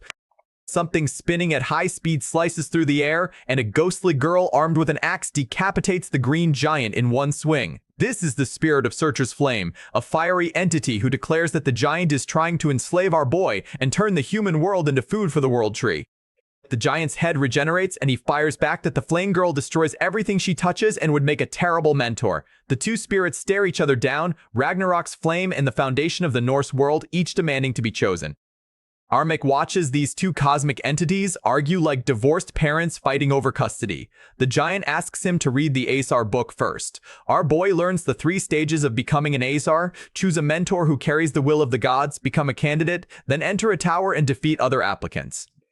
The winner receives divine armor and the right to control the tower. But mentors constantly watch their SRs and can punish them or strip their power at any time. The Flame Girl calls the giant a sneaky bastard for trying to recruit first and says she should have burned him ages ago. Armek figures out what's really happening. Zerd's Flame and the World Tree are fighting for the right to be his mentor. Ragnarok's fire versus the literal foundation of Norse mythology. Both desperate, both powerful, both assuming they hold the leverage. They're wrong. Our boy smiles with a glow forming around his head and says both creatures are missing something obvious. They're acting like they have a choice, but they're inside his spiritual world, his soul, his domain. Whichever one he picks would essentially become bound to him. He stretches out both hands toward the giant and the flame girl and declares that neither of them is becoming his mentor. They're becoming his. The boy who spent 500 years as the apex predator of the abyss isn't about to kneel to anyone, god, tree, or fire. He squeezes both entities and declares that starting today, even gods are his prey. The flame girl struggles and demands to be released. Armek opens his mouth and sends her straight down the hatch. Then the World Tree Messenger, suddenly looking a lot less gigantic,